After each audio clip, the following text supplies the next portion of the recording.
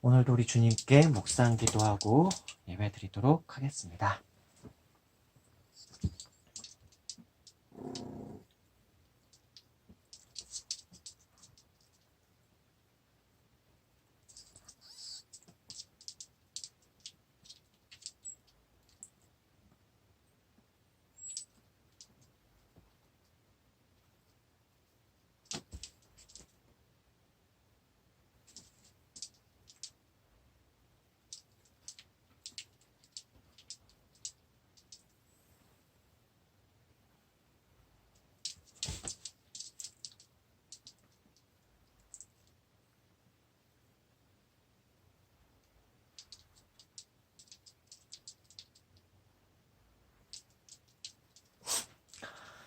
좋으신 아버지 하나님, 오늘도 이렇게 예배 드리게 하여 주시니 감사드립니다. 오늘은 2020년 1월 1일, 새해 첫날입니다. 저도 한 살을 더 먹었네요. 주님도 한 살을 더 드셨죠? 네. 저희는 한 살 한 살 어느 시점이 되면은 나이가 먹는 게 조금 반갑지만은 않습니다. 주님처럼 늙지 않으면 참 좋을 것 같기도 하고요. 오늘 외식도 하고 오고 그러고 나서 이렇게 저녁 때 주님께 예배를 드립니다. 우리의 찬양을 받아주시고 즐거워하여 주시고 우리를 기뻐하여 주시고 우리 마음을 즐거워하여 주시옵소서. 주님께서 무슨 말씀을 하시든 다 듣고 따르고 순종하고자 하오니 아버지여 우리에게 말씀하시고 싶은 것들 다 말씀하여 주시옵소서.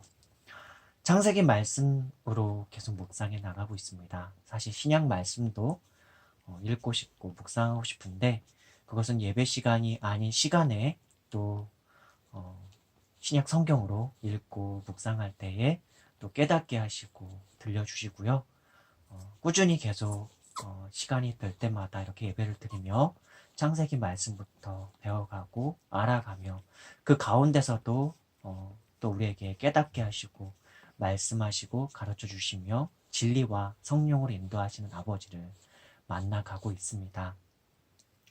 아버지, 오늘도 우리와 함께하여 주시고 진리와 성령으로 우리를 가르쳐 주시고 함께하여 주시옵소서. 저에게도 말씀해 주시고 비록 저는 제가 말을 하오나 저에게도 말씀하여 주시고 듣게 되는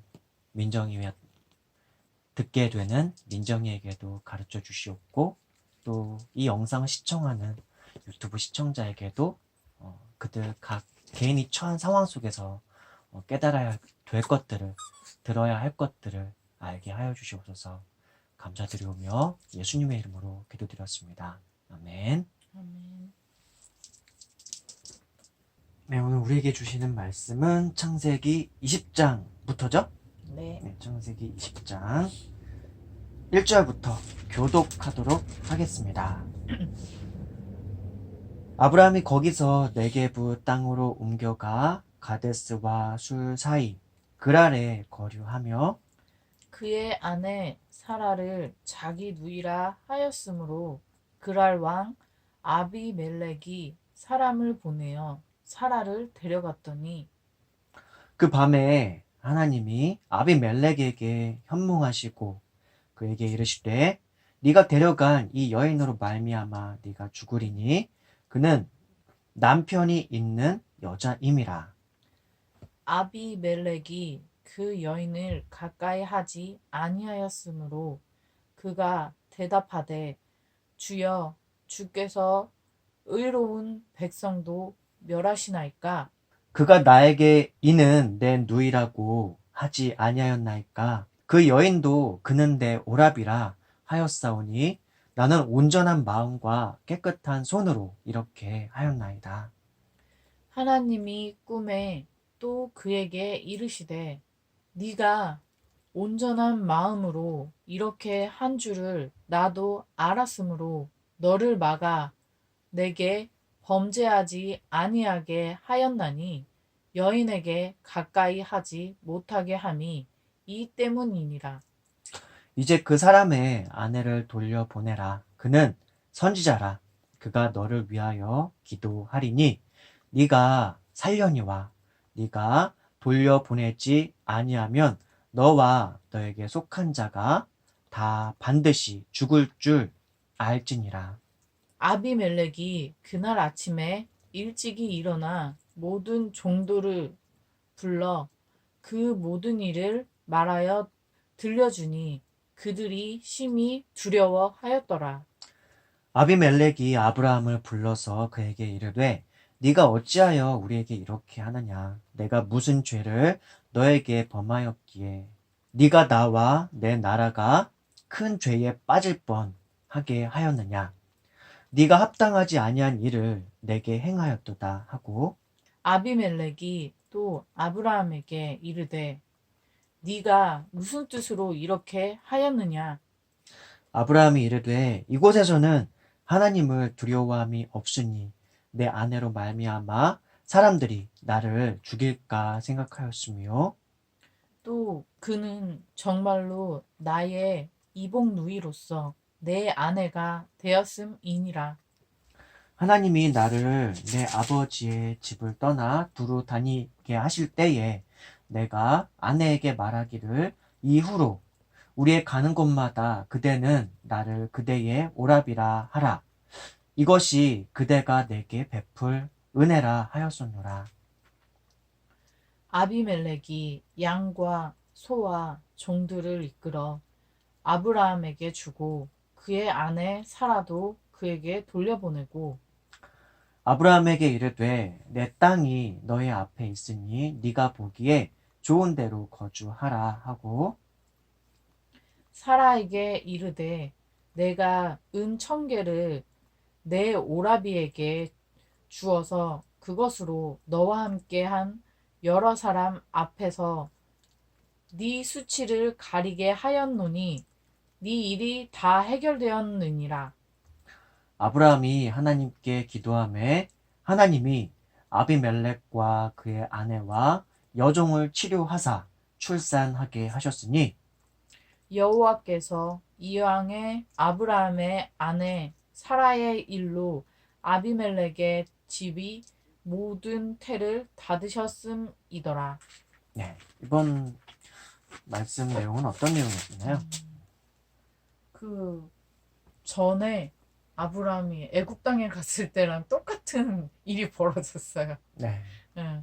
그때도 그 아내 사라에게 자기를 오라비라 하라고 그렇게 얘기를 했고 자기 누이라 하라고 그렇게 했었잖아요. 네. 그때도 애굽 왕에게 하나님이 나타나서 또 얘기를 하셨잖아요. 근데 그 똑같지만 사실 좀 차이가 있어요. 하나님께서 이집트 왕한테 그때 얘기하는 장면이 없었을 거예요, 아마. 음. 파라오한테는 아무 말씀 안 하셨어요. 아, 그래요? 예, 한번 읽어볼까요? 자, 창세기 12장 10절 말씀인데, 이집트 파라오에서 있었던 그 에피소드랑 지금 아비멜렉, 이 아비멜렉은 그 블레셋에 있는 왕의 그 칭호의 이름이 아비멜렉이고, 파라오는 이집트 왕의 칭호의 이름이 파라오예요. 그러니까 둘 다 왕인데, 블레셋 지역은 아까 그랄 지역 그쪽 근처인데, 그랄 아까 이제 아브라함이 갔던 그 지역. 예. 에피소드가 비슷하지만 미묘한 차이가 있는데 한번 그 부분 다시 한번 읽어볼게요. 창세기 12장 10절 말씀 한번 볼게요. 이것도 같이 교독할게요. 창세기 12장 10절 그 땅에 기근이 들었으므로 아브라함이 애굽에 거류하려고 그리로 내려갔으니 이는 그 땅에 기근이 심하였습니다.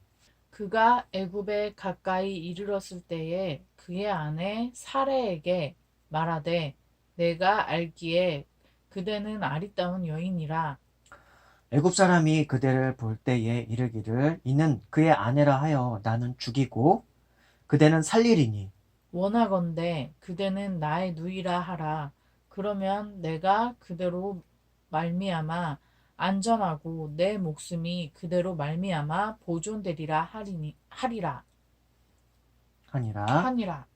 아브라함이 애굽에 이르렀을 때에 애굽 사람들이 그 여인이 심히 아리따움을 보았고 바로의 고관들도 그를 보고 바로 앞에서 칭찬함으로 그 여인을 바로의 궁으로 이끌어 들인지라. 이에 파라오가 그로 말미암아 아브라함을 후대함으로 아브라함이 양과 소와 노비와 암수 나귀와 낙타를 얻었더라. 여호와께서 아브라함의 아내 사라의 일로 파라오와 예. 그 집에 큰 재앙을 내리신지라. 아, 파라오가 아브라함을 불러서 이르되 네가 어찌하여 나에게 이렇게 행하였느냐? 네가 어찌하여 그를 너의 아내라고 내게 말하지 아니하였느냐? 네가 어찌 그를 누이라 하여 내가 그를 데려다가 아내를 삼게 하였느냐? 네 아내가 여기 있으니 이제 데려가라 하고. 파라오가 사람들에게 그의 일을 명하매 그들이 그와 함께 그의 아내와 그의 모든 소유를 보내었더라.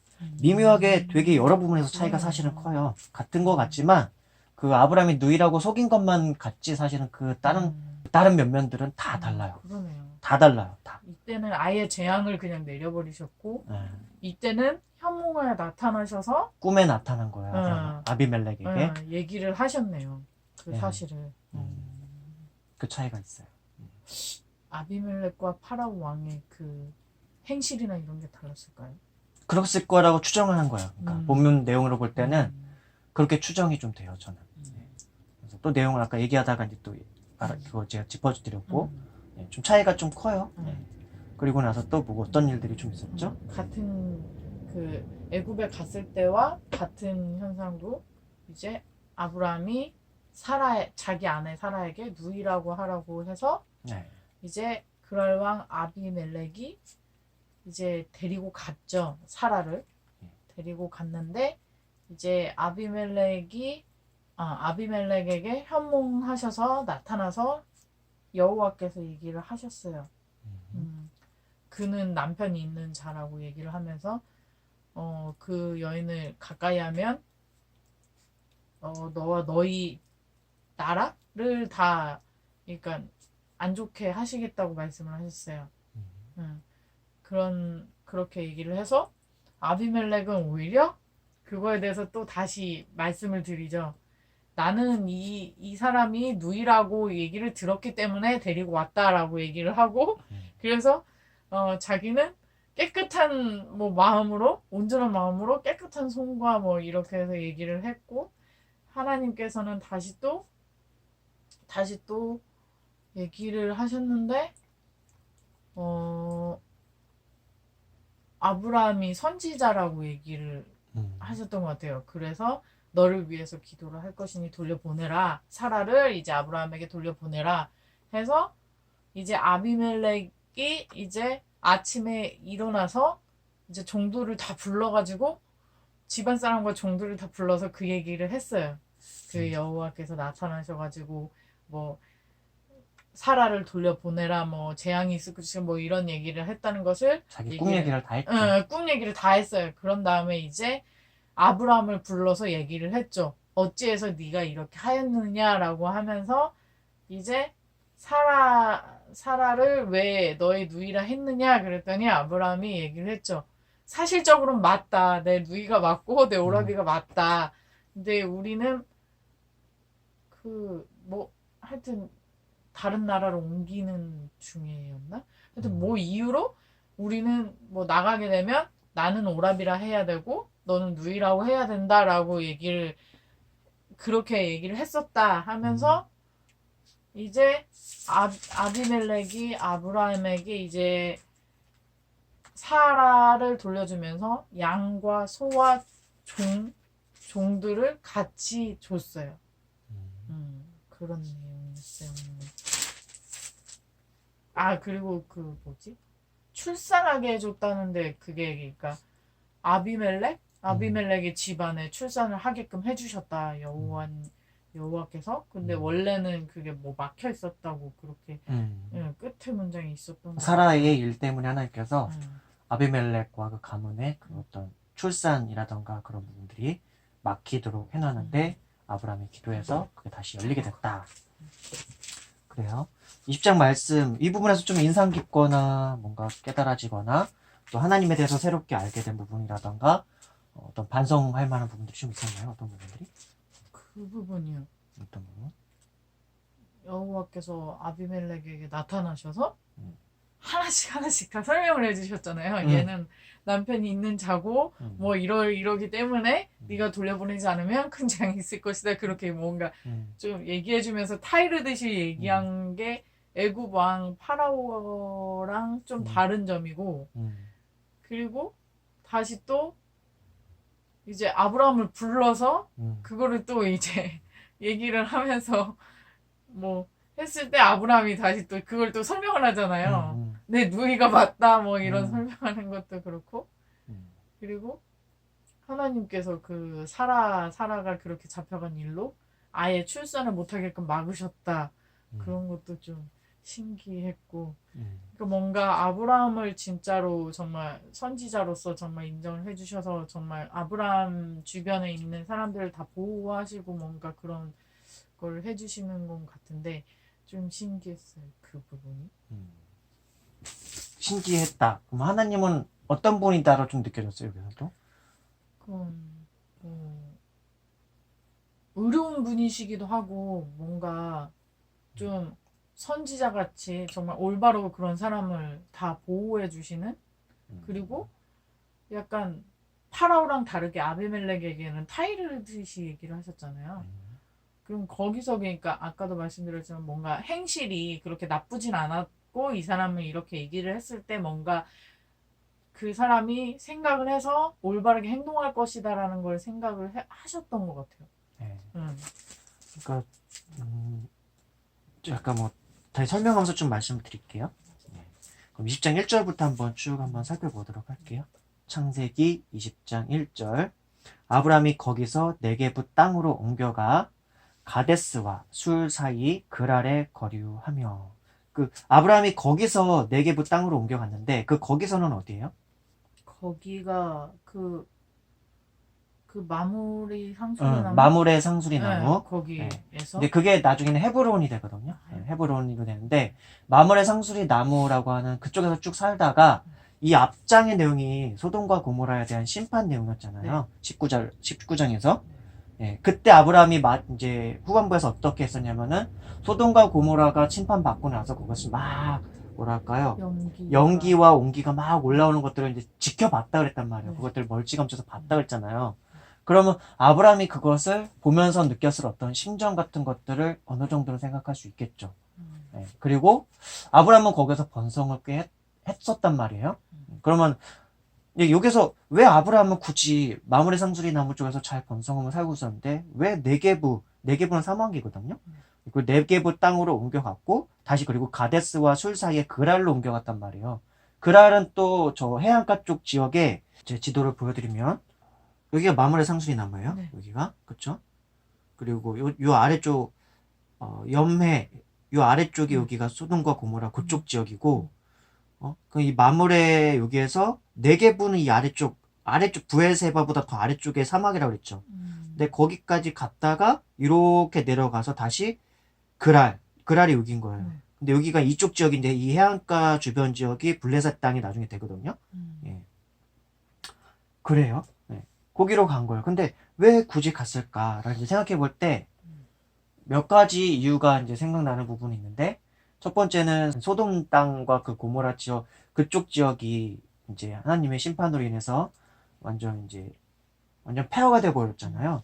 그걸 보면서 좀 가깝잖아요. 거기서 지역이.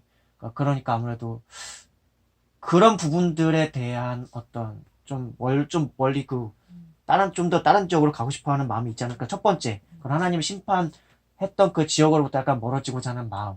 그런 게 하나 있을 수도 있고 또 한 가지는 거기서 잘 너무 이제 번성했기 때문에 마므레 상수리 나무 쪽에 있는 토착 원주민들로부터 약간 시기 질투 어린 마음이 있어가지고 그런 부분들이 이제 원성이라던가 그런 게 잦아지니까 다시 그쪽에 떠났을 수도 있는 그 가능성. 두 번째. 세 번째는 뭐 소, 양, 염소, 뭐 나귀 뭐 그런 것들을 키우는 유목민이었잖아요. 그러니까 그 시기나 어떤 가뭄이라던가 뭔가 항상 그럴 때마다 얘는 옮겨 다녀야 되는 그런 상황이었어요, 아브라함은. 그래서 목초지대라 그럴까요? 그런 것들이 좀 필요한, 그런 거에 의해서 또 이동한 것이 아니었을까 하는 그거의 가능성도 있고요. 또 한 가지는, 물론 좀 어느 정도 시간이 한참 전에 일어난 일이긴 하지만, 저 메소포타미아 지역으로부터 또 최전방, 이제 소돔과 고모라 지역은 또 그랬고, 이제는 이 마물의 상수리 나무 지역까지도 혹시 최전방에서 어떤 침공이라든가 침략이라든가 그런 게 혹시라도 있을까 하는 가능성. 또 한 가지가 그거예요. 하나님께서 아브라함한테 말씀하셨었잖아요. 약속을 주시면서 동서남북 다 한번 봐라. 내가 너에게 그 보이는 그 땅까지 다 줄 것이다. 그리고 네가 그 보이는 땅까지 다 걸어 다녀 봐라. 그럼 내가 네가 걷고 네가 내딛는 땅까지 내가 다 줄 거다. 그럼 약속을 주셨잖아요. 네. 근데 아브라함은 일단 실제적으로는 마물의 상속이 나오면서 이제 거기에서 이제 어떤 터전을 잡고 거기서 이제 번성하게 되었고 자리를 잡게 되었어요. 그리고 나중에는 이제 소돔과 고모라에 대한 심판이 있을 때도 그 지역을 위해서 어떤 예수님께서 이제 중보자라고 해가지고 인간과 하나님 사이의 관계를 중재하는 역할로서의 어떤 막 제사장적 그런 대제사장적 그런 존재로서 하나님께 기도를 드리고 그랬는데 이 아브라함도 그와 비슷하게 그 소돔과 고모라라고 하는 그 악한 지역, 심판받을 지역에 대해서 중재하는 역할의 그런 기도까지 하는 선지자적 역할을 그리고 제사장적 역할을 했단 말이에요. 그런 와중에 이제 하나님의 사람으로서 그리고 하나님의 약속을 받은 사람으로서 그 가나안 땅에서 특별히 이제 그랄이라고 하는 지역까지 그리고 네게브 사막이라는 그 지역까지 거쳐가지고 밟아 다니면서 그 그랄이란 지역을 한번 알아보려고 아마 하나님께 받은 그 약속을 어떻게 보면은 더 확장시키기 위해서 그러니까 자기가 내딛는 땅 그 모든 것이 내 후손들에게 갈 땅이니까 어떻게든 부지런히 돌아다니면서 그쪽 한쪽에서 거주하고 또 한쪽에서 거주하고 그러면서 하는 것도 생각하지 않았을까. 근데 그랄이란 땅이 이쪽이 지대로 보면은 이게 지도가 이게 맞는지 모르겠는데 좀 그거같이 제가 좀 알아봤으면 좋은데 이게 좀 더 평지이지 않을까 싶기도 해요. 그 마물의 상수리 나무 쪽보다는. 그래서 목축하기도 좋고 땅도 좋아 보여서 아마 그쪽으로 내려가서 그리고 꽤 오랫동안 살아요. 거기에서 이삭이 태어나서도 한참 정도 지낼 때까지 거의 20여 년 이상인가? 정확하진 않아요. 그거 제가 계산해 보진 않았는데 꽤 오래 삽니다. 거기 내려가서도. 어쨌든 그 하나님의 약속을 받은 사람으로서 어떤 후손들에게 물려줄 그 땅까지도 생각을 해가지고 옮겼을 가능성이 있다. 그러니까 마무리 상수리 나무 안에만 살면은 거기만 어떻게 보면 상속되는 거잖아요. 사실은 그 이후의 세대들한테. 그러니까 그런 것까지 감안해서 네게브 사막을 거쳐가지고 그랄까지 옮겨가지 않았을까라고 생각을 해요. 그러니까 5가지 이유 정도 제가 말씀을 드린 거죠. 그런 5가지 이유가 다 가능하기도 하고 그래요. 근데 거기를 옮겨가자니 그쪽 지역의 어떤 풍토라던가 그쪽 지역에도 왕이 있고 부족장이 있고 리더가 있단 말이에요. 그리고 그쪽은 나중에 이제 블레셋이라고 하는 민족으로 성장해 나가고 발전해 나가는데 해양 민족이라고 해야 될까요? 선박이라던가 배 같은 거 만들어가지고 나중에는 약간 해적지에 비슷하게까지 해야 된달까? 대단히 호전적인 민족이 돼가고 대단히 뭐랄까 약간 해적 비슷하게 노략질 비슷하게 해가는 그런 민족으로 커가요. 그래서 나중에는 다윗 왕하고 저쪽 이스라엘 민족이 사울 왕이라던가 그런 시대 때는 다윗이 결국 블레셋에 있는 그 거인을 짱돌로 하나 가지고 때려 눕히는 그 사건이 나오는 그 민족이 블레셋 민족이거든요. 근데 이 아비멜렉 왕이 통치하고 있었던 지역이 그 지역이고 거기는 그런 해양과 관련된 것으로 해가지고 배나 좀 그리고 또 싸움도 좀 잘하고 막 약간 좀 전투할 수 있는 약간 그런 민족성이 있었는데 그때 당시 시대는 어느 정도까지 그랬는지 모르겠지만 아브라함은 또 우려가 됐었겠죠. 또 우려가 됐었고 그래서 또 자기 아내인 사라한테 이때 사라의 나이 아브라함의 나이가 99세가 넘은 나이에요 지금. 창세기 20장에서는 99세고요. 창세기 12장 때 나이 때는 이집트로 내려갈 때는 75세에서 한 78세 정도? 그 정도 사이 때라고 보고 볼 수 있는데 그러면 하갈이래. 사라의 나이는 그때는 10살, 9살 어리니까 한 64, 65세 그 정도 되는 나이거든요. 근데 그때도 그 얘기했잖아요. 내가 64, 65세 된 사람이 그렇게 아름다워? 그렇게 아름다워서 이집트 왕이 그냥 보자마자 데려갈 정도로 그러니까 왕이 아니라 그 고관들이죠. 이집트 왕이 직접 데려간 게 아니라 그 고관들이 보고서 아름다워서 칭송이 높아져서 데려간 거예요. 예.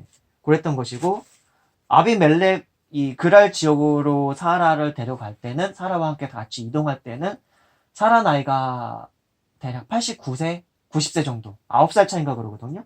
예.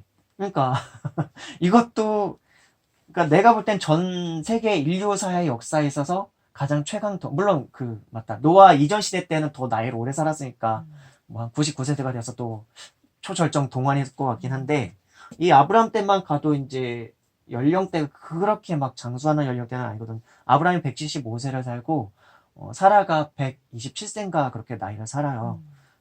그럼 127세까지 사는데, 지금 아비멜렉한테 그 지역, 그랄 지역으로 갈 때가 한 90세 정도 되는 나이란 말이에요. 근데 아비멜렉이 사라도 데려갔어요. 예. 자기 누이라고 아브라함이 밝혔는데 데려갔어요, 그냥. 이것도 보면은 아브라함의 의사라던가 그 오빠라고 소개를 했지만 그 오빠에 대한 의사 존중 그런 거 없거든요. 어쨌든 그냥 데려간 거예요. 그러니까 이 당시 풍토라던가 그때 시대의 왕의 권력이라던가 그 힘을 사용하는 방식이 이런 식이었다는 거죠. 근데 차이가 있다 그랬죠. 이집트 왕 때는 하나님께서 묻지도 따지지도 않고 그냥 재앙을 내려버리세요, 그냥. 그러니까 이집트 왕이 뭔가 이상하다, 뭔가 이상하게 감 잡고 다시 한번 뭔가 사건을 조사를 해보니까 이 사례가 아브라함의 아내라는 걸 알아서 추궁을 해가지고 따져가지고 다시 뭐 양과 소와 노비와 암수 같은 거는 추궁을 한 후에 준 게 아니라 이미 데려간다. 데려가면서 그런 거죠. 오빠니까 여자를 데려올 때 그런 혼수라든가 그런 걸 많이 여자 쪽에서 챙겨가는 게 아니라 여자를 어떻게 물건처럼 봐가지고 너의 물건을 얻으니 이렇게 되게 보상을 해준다는 개념으로서 그렇게 해가지고 아브라함한테 이집트 왕은 양과 소와 노비와 암수 나귀와 낙타 그런 걸 많이 준 거예요. 근데 하나님께 재앙 받고서 그러니까 다시 그 아브라함의 아내를 돌려주고 그냥 약간 쫓아내다시피 해서 내쫓았다는 상황이고, 아비멜렉의 상황은 하나님께서 아비멜렉을 일단 재앙을 내리지 않고 재앙 같은 건 내리지 않고 일단은 꿈에 나타나가지고 기회를 주세요. 회개의 기회 자체를. 회개할 수 있는 기회를, 돌이킬 수 있는 기회를, 죄를 범죄할 수 있는 어떤 그런 것들까지 나가지 않도록 막아주시는 상황을 만들어주신 거예요. 근데 이집트 왕 때는 왜 그렇게 하지 않았던가라고 생각해보면은 왠지 그 나라와 그 문화권 속에서 그리고 왕과 고관과 그들이 살고 있는 그 속에서 범죄가 만연했기 때문에 작은 심판적인 재앙을 하나님께서 이미 그냥 하신 것이고, 아비멜렉이라고 하는 그 지역에서는 물론 그때도 그 지역에서도 우상신을 섬기고 있었다고 해요. 그거 제가 좀 그 자료를 좀 보니까 이미 그때도 다른 우상신을 섬기고 있긴 했지만, 다만 아비멜렉 왕이나 그 당시 그쪽 지역은 그래도 하나님께서 그렇게 막 심판을 하거나 재앙을 내리실 정도의 그 정도 상황까지는 아니었을 가능성이 높다. 그러니까 꿈속에서도 이렇게 하였고, 사실은 아비멜렉도 뭔가 잘못하긴 한 거거든요. 그 오빠한테 뭔가 의사도 묻지 않고 어쨌든 존중하지 않고 그냥 데려간 것이고, 남편이라 했으면 어떻게 보면 또 죽임당할 수도 있을 아브라함의 판단이 옳았을 가능성이 되게 높아요. 내가 볼 때는. 예. 그러니까 하나님께서도 이렇게 아비멜렉에게 막 이렇게 설명하지만 하나님께서는 아비멜렉이 아브라함을 추궁하듯이 아브라함한테 추궁하지 않으시거든요. 그러니까 아브라함이 현실적으로 그 당시에 흐르고 있었던 문화라던가 행태라던가 그런 상황들을 이해를 하고 있었던 게 정확했을 거라고 보고 그 상황에서 나름대로 처신을 한 것이고, 근데 오늘날 우리의 관점에서는 어떻게 지 마누라를 누이라고 속여서 데려가는데 아무 말도 못하고 있어, 쫄보네, 뭐 그럴 수도 있는 거라고 보지만, 아니 그 당시 시대 때는 그렇지 못했을 가능성도 있고 상상도 못할 수 있고, 그리고 어떤 순결이라던가 정절이라는 개념 자체가 그 당시 시대 때에 지금 시대랑 너무 다르단 말이죠. 지금은 외간 남자와 간통이라던가 그런 거 하는 거에 있어서 문제를 삼는 시대였을지도 모르지만, 이때는 아브라함이 애초부터 그 하나님께서 부르셔가지고 갈대우르와 하란에서 이동하면서 이제 나그네 인생 그 유목민으로서 살아갈 때 새로운 지역에 가게 되면 당신 내 아내라고 하지 말고 누이라고 말할 정도로까지의 그렇게 해서 다른 남자가 데려가서 아내를 삼아도 아브라함은 어쩔 수 없다, 그게 당신 나에게 은혜를 끼치는 거다 라고 말할 정도의 시대였다는 거죠. 그렇게 하더라도 오늘날에 그런 거였으면 애초에 그런 걸 애초에 상상도 하기도 힘들고, 만약에 누군가의 다른 외간 남자가 내 아내랑 그렇게 잠자리를 갖고 취해서 가져갔으면은 분노해가지고 어떻게 보면 살인까지도 일어날 수 있는 그런 상황이지만, 그때 문화 속에서는 그게 너무나 자연스러운 것 같은, 힘을 가진 사람이 그냥 힘 없는 사람의 아내가 예쁘면 그냥 얼마든지 데려갈 수 있는, 그게 너무나 당연한. 근데 아내라고 했다가 잘못 그렇게 할 때 좀 거부라던가, 아니 그 남편이 있으면 죽여버린다던가, 그게 너무나 당연한 시대였을 것 같은 그런 문화였을 거라고 저는 해석을 하고 있어요. 이제 그랬을 것 같고, 그러니까 이 아브라함이라는 사람이 그랬었던 것 같고, 그랬던 것 같아요. 그래서 하나님께서는 아비멜렉에게 꿈속에서 나타났는데, 지금 사실은 이 아비멜렉 같은 경우는, 이집트 왕 같은 경우는 누이라고 하면서 데리고 오면서 그래도 뭐랄까, 그 많은 걸 보상해 줬잖아요. 아비멜렉은 보상해 준 게 없어요, 아직까지 현재. 데려오기만 했어요. 그래서 어떻게 보면은 가까이 하면서, 그 가까이 한다는 게 동침하고 막 이제 그런 것까지 하는데, 아직 그렇지 않을 때에 하나님께서 꿈속에 나타나셨던 거예요. 예. 근데 그 아비멜렉은 사실은 그것조차도 사실 잘못한 거긴 하지만, 하나님의 기준에서는.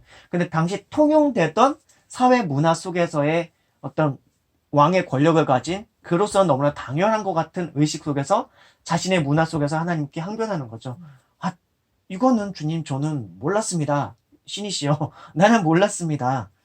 그가 누이라 그랬으니까 제가 데려온 거 아닙니까? 하면서 이제 항변을 했던 것이고, 근데 하나님께서도 거기서 또 다시 얘기를 해요. 하나님이 꿈에 또 그에게 이르시되, 6절에서 보면은, 네가 온전한 마음으로 이렇게 한 줄은 나도 알았으므로, 아무런 사심이나 어떤 그런 게 알았으므로 너를 막아 내게 범죄하지 아니하게 하였나니 여인에게 가까이 하지 못하게 함이 이 때문이니라. 그리고 어쩌면 이때쯤이면 이미 사라가 이삭을 몸에 배웠을 수도 있어요. 하나님께서 이미 예언하시고서 시간이 좀 어느 정도 지날 수도 있었기 때문에, 예, 그쪽 지역, 마므레 상수리 나무 쪽에 있는 그 지역에서 그 네게부 지역까지 갔다가 그 전체적인 그 1000명도 넘는 사람이 이동을 하는 거잖아요. 그리고 거기서 또 다시 그랄 지역까지 가서, 그리고 나서 또 아내를 데려가고, 뭐 그런 과정이 어느 정도 시간이 또 흘러나가고 있었기 때문에, 하나님께서 말씀하신 그 1년 후 안에 그런 일들이 이미 임신하고 있었던 상황이었단 말이에요.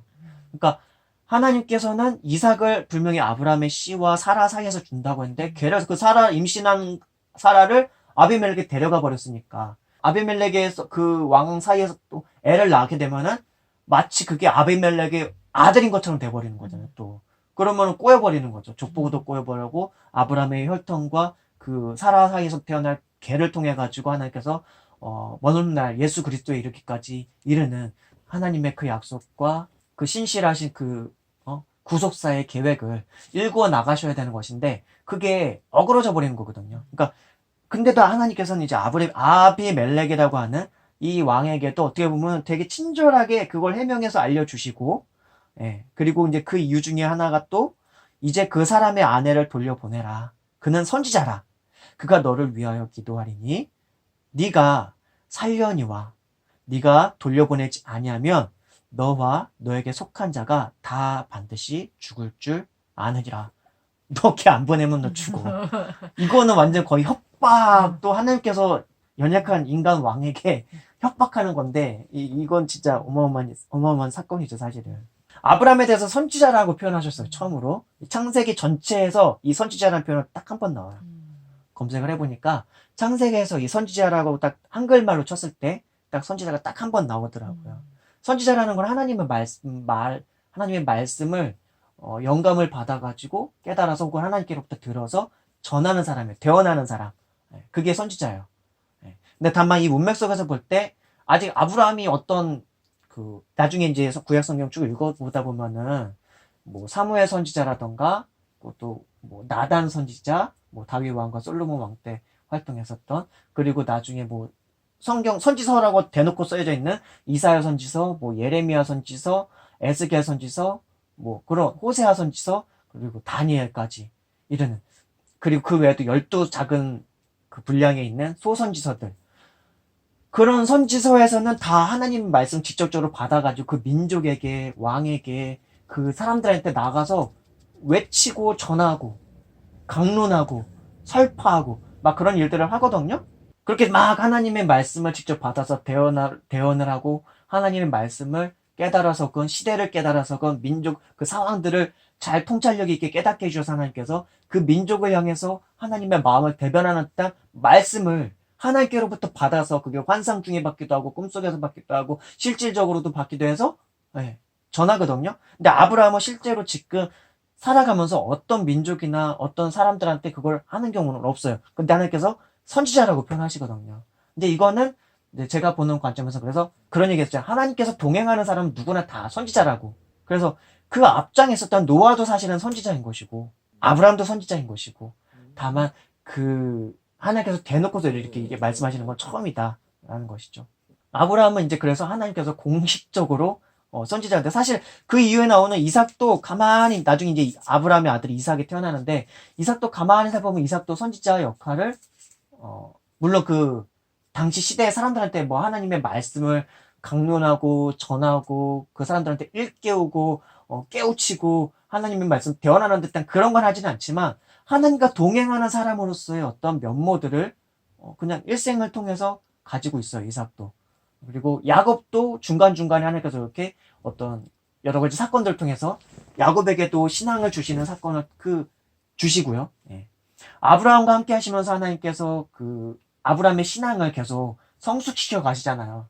아브라함의 하나님에 대한 인지라던가 하나님에 대한 알미라던가 그런 것들이 되게 미성숙한 상태에서 시간의 흐름에 따라 그 장소와 시간과 어떤 상황에 따라서 하나님께서 나타내시고 또 약속을 주시고 그 약속이 성취되는 것들 그리고 어떤 위기 상황에서 또 구해주시기도 하시고 그리고 초월적인 어떤 이제 나중에는 이적적인 사건이 이제 그 늙은 나이에 100세 나이에 아브라함이 그리고 사라 나이는 한 거의 91세나 90세 정도 되는 나이에 애를 낳게 하심으로 당시 시대로서는 거의 기적에 가까운 그래서 나중에 이제 다음 장이 이제 21장인데 거기서 사라가 좀 기가 막혀가지고 애를 낳고도 91세, 90세 할머니가 애를 낳고도 멀쩡히 자기가 생존해 있고 그 애가 나와서 나중에 127세까지 살다가 죽는데 어쨌든 그렇게 이삭이 살아가는 것도 보면서 하나님께서 아브라함과 함께 하시면서 아브라함의 신앙을 성숙시키는 그런 과정들을 읽어 가시고 선지자와 함께 하면서 그런데 궁극적으로 하나님께서 함께 하시는 사람, 동행하는 사람 다 선지자인 거예요, 사실은.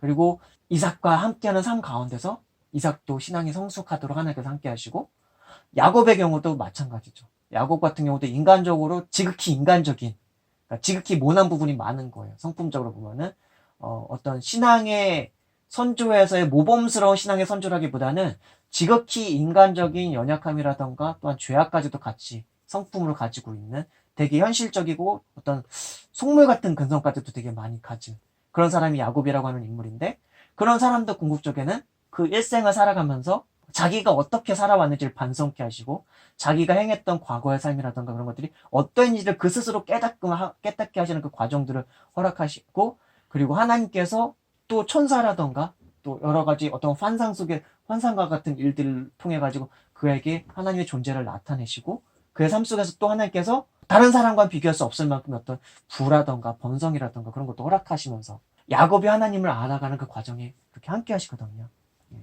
근데 이 아브라함도 벌써 75세에 갈대아 우르와 하란에서부터 그렇게 떠나와서 지금 100세까지 이제 그럼 24년 정도를 함께 하시면서 아브라함이 이제 성장해 오고 있거든요. 근데 이제 그는 선지자라. 이제 이 선지자라는 표현이 있기 전에 창세기 19장에서 어떤 일이 있었는지 기억이 나죠.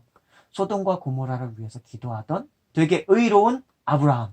소돔과 고모라를 위해서 기도하던 의로운 아브라함.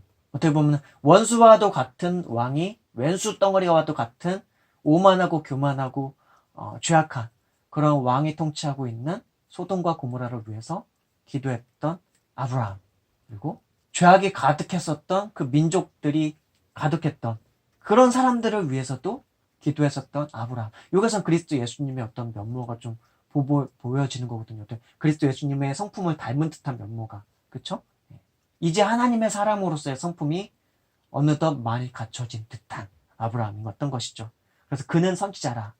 아브라함이 비록 사라에 대해서 누이라고 하는 것에 대해서 거의 대부분의 주석이라든가 거의 대부분의 해석적인 관점에서는 아브라함 쫌생이다. 그리고 아직까지도 신앙이 벌써 24년 동안 하나님과 함께 했으면서도 아직까지도 이렇게 하나님을 믿는 신앙 없이 자기 아내에 대해서 누이라고 속이는 일을 하느냐. 하나님을 믿었으면 아내라고 했어야지.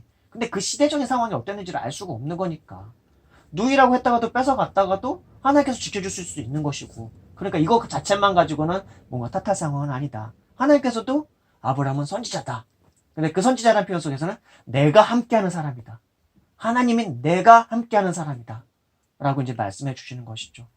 그리고 아울러서 저는 이제 이 말씀 선지자라는 표현에서 오늘날의 그리스도인들은 어떤 사람들인가?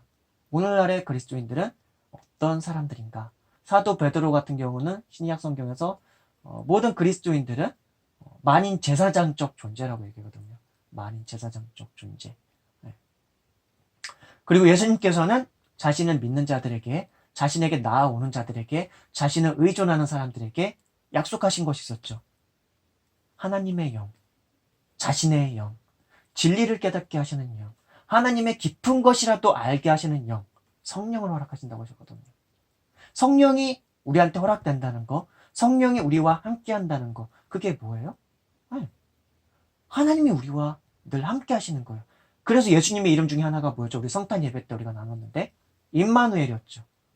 하나님이 우리와 함께 하시다 함을 이루어 주려고 오신 분이 예수 그리스도예요. 임마누엘을 이루어 주시려고 오신 분이 예수 그리스도였어요. 물론 예수님이라는 이름 자체가 우리를 죄에서 구원하시기 위하여 또 오셨다 하는 그 의미를 이루시기 위하여 오셨던 분이 예수님이셨는데, 우리를 죄에서 구원할 뿐만 아니라 이제는 죄와 악으로 인해서 하나님과의 막혀있던 그 담을 예수님께서 다 허물어 주시고 관계를 다시 화목케 하셔서 하나님과 화해하게 하셨는데, 아울러서 이제 화해하게 하셨을 뿐만 아니라 그 하나님께서 인간과 함께 그 예수님 앞으로 나아오고 예수님을 믿고 의존해서 그분을 그 마음의 문 가운데로, 그 마음 안으로 예수님 영접한 사람들에게는 누구나가 그 그리스도와 함께 살 수 있는 그 놀라운 축복, 놀라운 은혜, 놀라운 특권을 누리게 하시기 위하여 예수님께서 오셨다. 그게 임마누엘의 뜻이었잖아요. 하나님이 우리와 함께 하시다. 그리스도인들은 어떤 사람들이냐? 바로 그 하나님이 우리와 함께 하시는 사람들이에요. 그 하나님이 늘 함께하고 있는 사람들.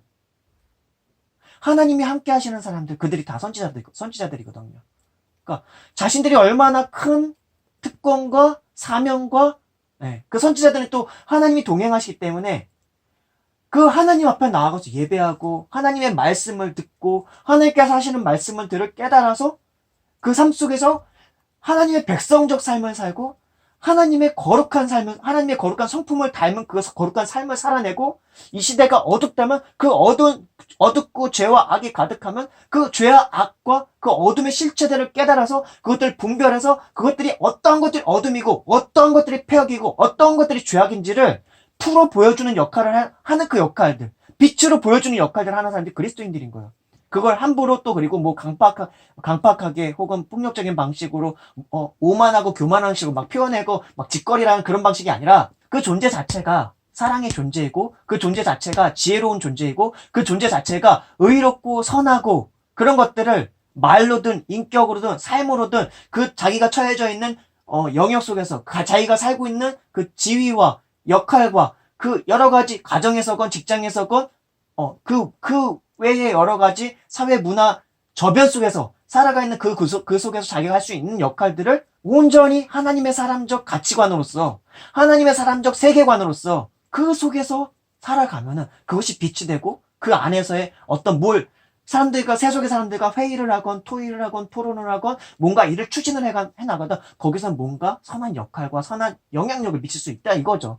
그런 것이라는 거예요.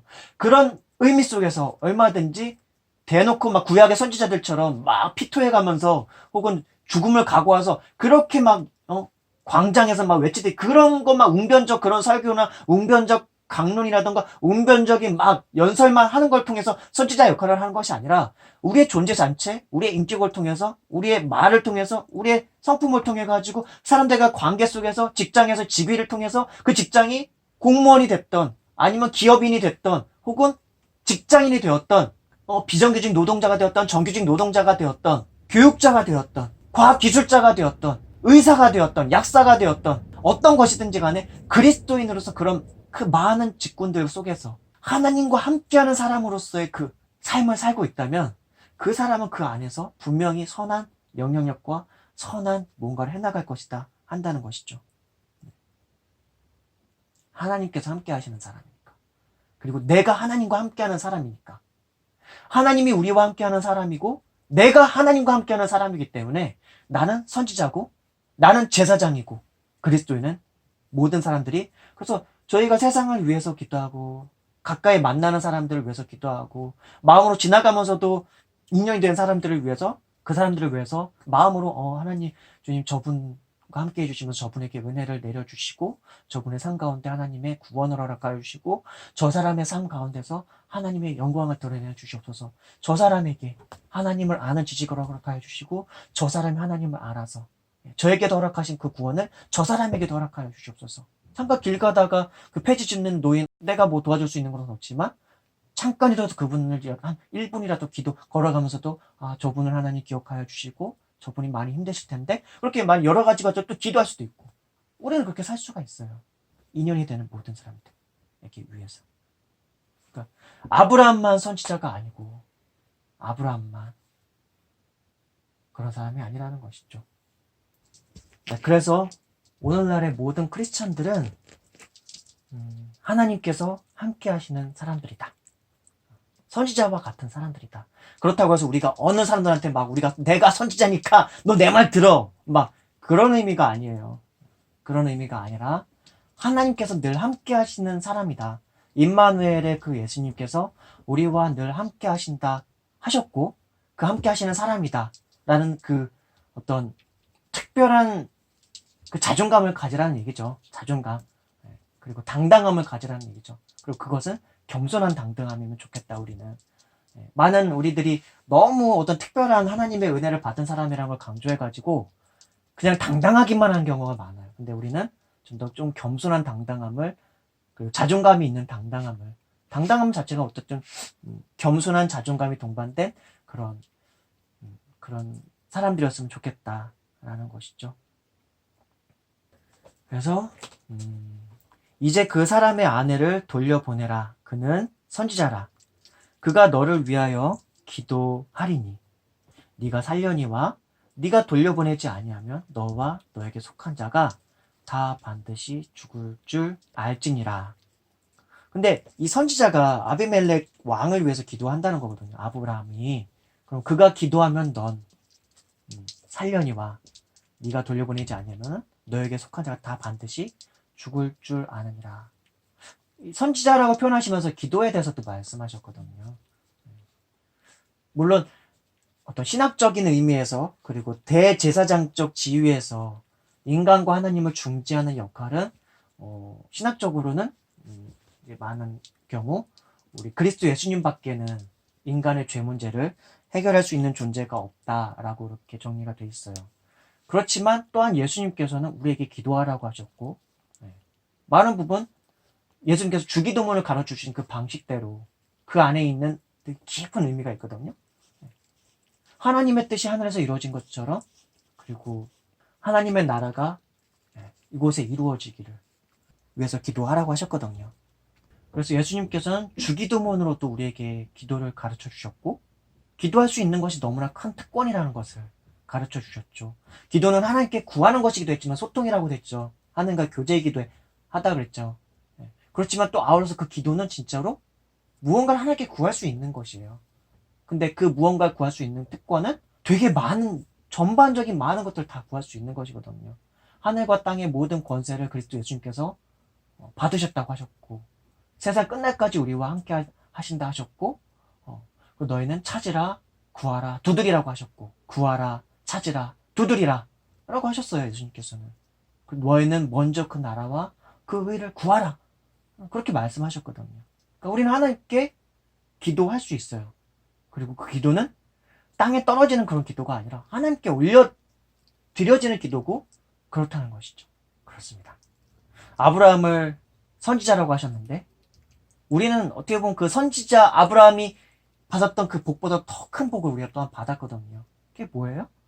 그리스도 예수님 하나밖에 없는 독생자 예수 그리스도를 우리 각 사람을 위한 하나님의 진심을 담아서 그 십자가의 사건은 단 하나의 사건이지만 모든 수억명 수십억의 사람들을 다 구원하고도 남을 그리스도께만 나온다면 그런 은혜가 있고 그 그리스도 예수님의 그 생명 속에서는 그분보다 더 귀한 분이 없어요.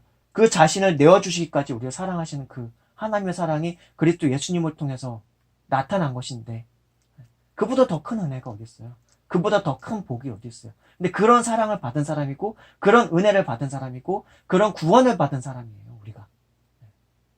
그리고 기도할 수 있는 특권을 주셨고 그리고 그리스도 예수님을 믿는 누구나에게 하나님께서는 함께 하신다고 하셨고 성령이 우리 안에 그리스도께서 우리 안에 우리가 그리스도 안에 성부께서 그리스도 안에 성부께서 우리 안에 하나님 우리와 함께 하시는 이 예배 가운데서도 이 아브라함이 받은 복 믿음의 선진들이 받았던 복 우리가 다 누리고 받을 수 있는 것들이에요. 그러니까 그런 축복과 은혜를 받은 사람이라는 걸 기억하고 구약에서 나오는 어떤 축복이나 어떤 은혜가 있든지 간에 그것보다도 더 한 10,000배는 더 큰 예수 그리스도의 생명 속에 담겨있는 그 가치라는 것이 어떤 것과 비교가 될 수 있겠어요. 하나님의 독생자이시고 하나님 자신이 그분의 생명을 내어주시기까지 우리를 사랑하셔서 구원을 이루셨고 복을 허락하시고 또한 말로 표현할 수 없는 그 많은 것들을 다 허락하신 하나님이신데 그러므로 우리는 일상을 살아가면서 매일을 살아갈 때 담대하게 살아가면 되고 오늘 밤에 죽어도 내일 죽는다 할 때 두려워하지 않고 살아가요. 세상 사람들은 핵무기 무서워하고 북핵도 무서워하고 자유를 잃을까봐 두려워하기도 하고 돈을 못 벌어가지고 매일매일 살아가야 되는 고된 삶 때문에 두려워하기도 하고 질병을 걸릴까봐 두려워하기도 하고 사고를 당할까봐 두려워하기도 하고 재난을 당할까봐 두려워하기도 하고 남들보다 뒤처질까봐 두려워하기도 하고 나는 남들만큼 못 살까봐 두려워하기도 하고 남들과 비교하면서 걱정과 근심과 열등감과 스트레스 쌓이기도 하고요. 다 필요 없어요. 다 없어도 괜찮아요. 하나님이 함께 하시는데 그분 안에서 살고 있는데 제가 그런 얘기 늘 자주 했었죠. 저는 돈이나 그런 거 가지고 그렇게 걱정하면서 오진 않았다고. 그렇지만 저는 부자는 아니었다고. 그때마다 제가 한 26살 때까지인가? 제가 고등학교 17살 때 자퇴하고 26살 때까지 알바 같은 거 해봤던 숫자가 26가지 된다 그랬었죠. 그만큼 많은 것들을 했었고 또 여러 가지 한 34살 정도 전까지 아니면 32살 정도까지 그 나이대 제 또래 중에서 저만큼 다양한 인생의 경험을 하는 사람들이 별로 없었거든요. 그러니까 되게 다양한 인생의 많은 것들을 그것들이 기쁜 것보다는 사실은 슬픈 게 더 많은 여러 가지 곡절들이 되게 많은 그런 삶을 살게 하셨거든요. 근데 제가 20살 때 회심을 하고 나고 하나님 안에서 살아가는 삶 속에서는 힘든 역경들도 어려움들도 그것이 단순히 힘든 역경이거나 어려움으로 그치지는 않았어요. 항상 그것은 나를 성숙하게 하는 것이었고 근데 그걸 겪으면서도 난 항상 불평이나 어떤 힘들다라거나 투정이라던가 막 그런 걸 한 적은 거의 없었던 것 같아요. 그 속에서 허락하신 하나님께서 허락하신 나의 상황 속에서 허락하신 그 이유들을 찾고 그걸 더 극복하고 긍정적인 마인드로 그걸 극복하고 이겨내고 또 내가 더 개선되어야 될 부분들 무엇인가 늘 반성하는 기회로 삼으면서 극복해 왔었거든. 그러니까 내 심리적으로는 나는 심리에 있어서나 어떤 내 멘탈에 있어서는 되게 강하죠, 제가. 그러니까 그런 얘기를 많이 들었죠. 저의 멘탈을 배우고 싶다. 그런 사람들 많이 봤었고, 멘탈 참 세다. 그런 얘기 많이 들었었고. 그렇다는 거예요. 하나님이 함께 하시기 때문에,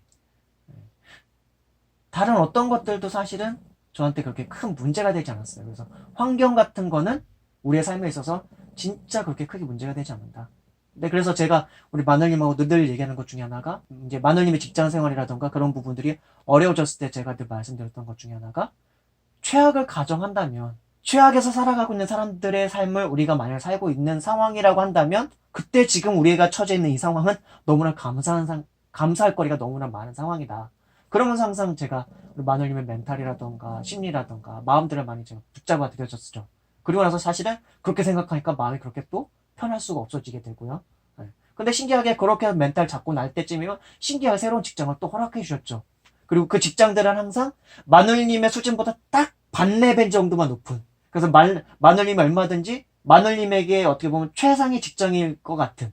그래서 성숙하고 성장할 만한 그런 회사로서 다음 단계의 회사를 꼭 만나게 주셨죠. 그러니까 그 다음에 스텝을 밟는 회사들은 꼭 마늘님이 성장할 수 있을 만한 회사. 지금의 회사도 사실은 그렇죠. 근데 지금의 회사는 제가 미리 하나님께 기도드린 게 이제는 뭔가 성장이라던가 뭔가 발전이라던가 그런 것도 좋지만 이제는 예배를 드릴 수 있는 삶을 가질 수 있는 그런 직장으로 허락해 주십시오. 뭐 연봉도 더 올릴 수도 있겠지만 그 연봉 올리는 것보다 직장 생활에서 뭔가를 더 스트레스 받아가면서 뭔가 배우고 익히고 하는 것보다 뭐 이제 커리어가 10년 차 찼기 때문에 뭐 인테리어 디자이너로서 성장하고 성숙해야 될 부분들은 아직도 많이 남아있겠지만 이제 그것보다는 어떻게 보면 영적으로 신앙적으로 하나님의 사람으로서 더 성숙할 수 있는 그래서 출퇴근이라던가 그런 부분들이 고정적으로 낼 수 있는 야근이 좀 적고 퇴근 빨리 할 수 있고 그래서 다음날 새벽 예배를 드릴 수 있고 심리적인 안정 속에서 어느 정도 생활을 할 수 있는 그런 직장을 허락해 주십시오 했는데 지금 직장이 사실 좀 그런 편이잖아요.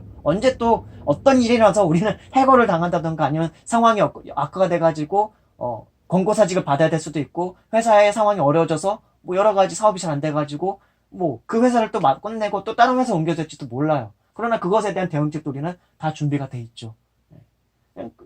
뭐 걱정할 게 없어요 이제는.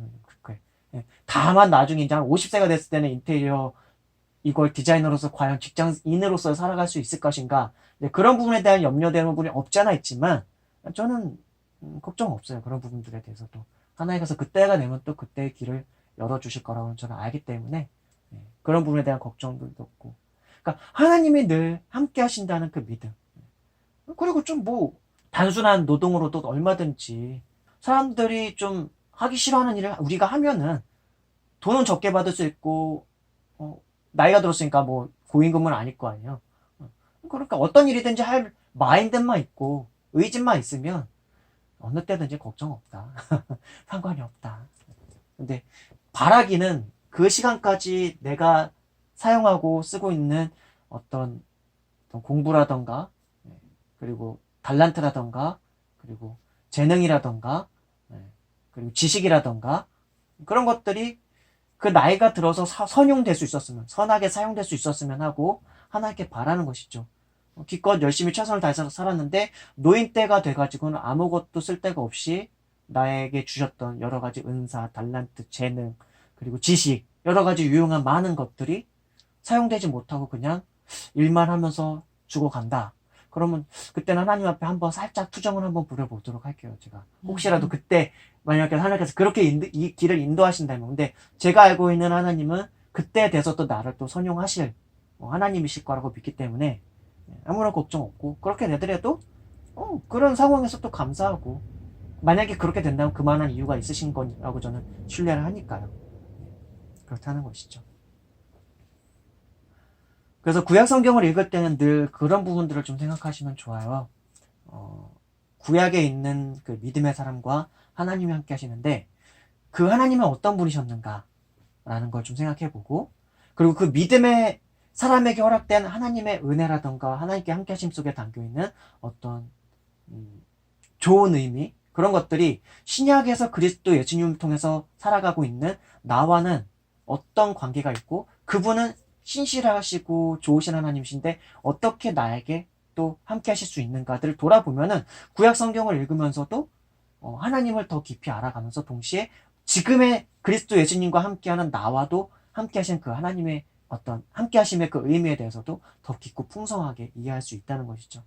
이 선지자라는 말과 관련해 가지고 선지자는 여기서 사용된 선지자는 사실은 아브라함이 막 하나님의 말을 대언해 가지고 어떤 죄인들을 각성하기 위한 어떤 선각자 같은 선지자가 진짜 그런 하나님의 말씀 대언하는 선각자 같은 그런 의미보다는 하나님께서 은혜로서 그와 함께하여 주시는 그런 사람으로서의 의미가 되게 크거든요. 선지자라는 의미가. 그래서 아브라함이 그런 은혜를 입고 그런 가운데서 하나님을 배우고 알아가는 과정 속에서 그 전장에서는 그래서 소돔과 고모라라고 하는 그 지역을 위해서 하나님 앞에 자기의 모든 걸 내어놓고서 감히 함부로 우러를 수도 없는 그 하나님께 계속 따져서 물어서 결국 50명에서 10명까지 줄이는 그런 기도를 하는 그런 의인의 면모를 보이거든요.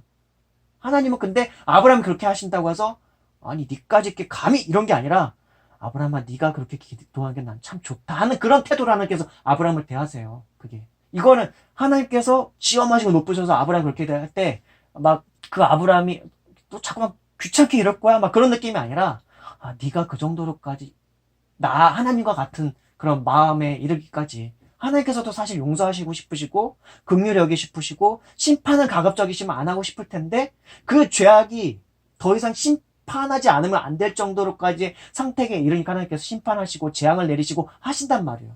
인간의 죄악이 너무나 인간 스스로를 파괴하니까. 자기만 파괴할 뿐만 아니라 자기 이웃과 자기 주변의 여러 가지 많은 것들 다 파괴시키니까. 괴롭게 하고 스스로를 해하고.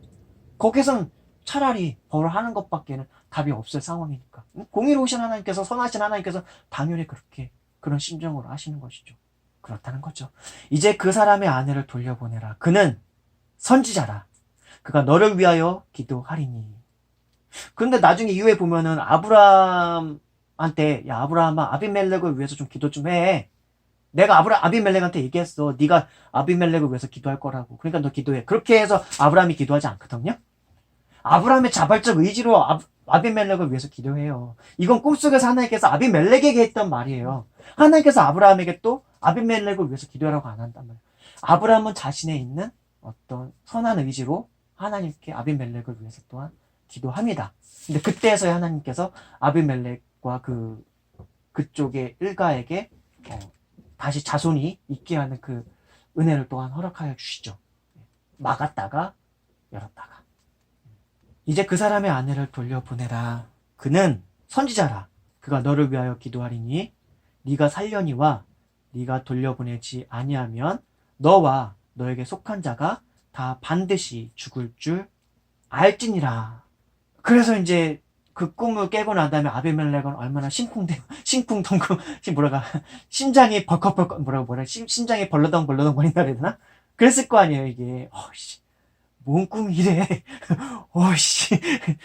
무섭죠. 신이 꿈속에 나타나가지고 자기한테 그렇게 했으니.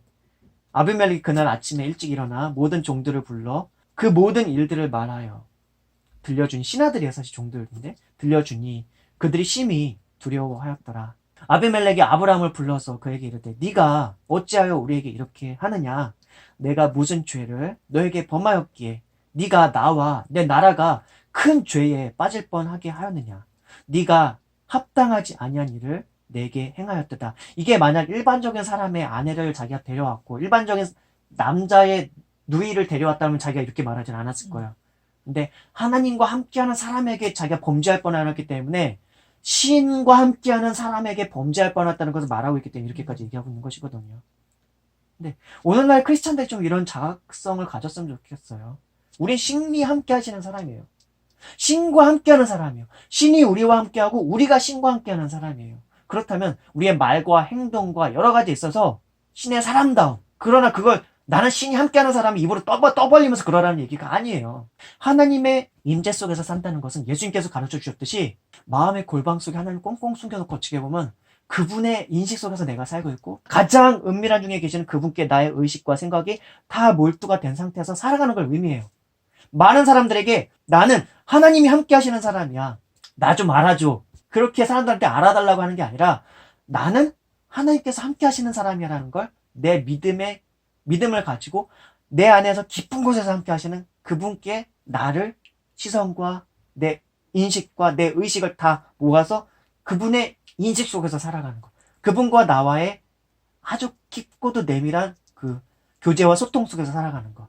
그것이 바로 크리스찬들이 하나님의 임종 가운데서 하나님을 의식하면서 그분이 보시는 눈길 가운데서 살아간다는 의미예요. 그런 사람에게는 사람들이 뭐 어떻게 보건 그런 거 관계없어요.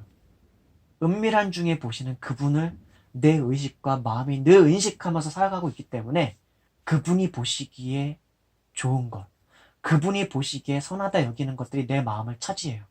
난 그렇게 살기를 원해요. 우리가 그렇게 살기를 원해요.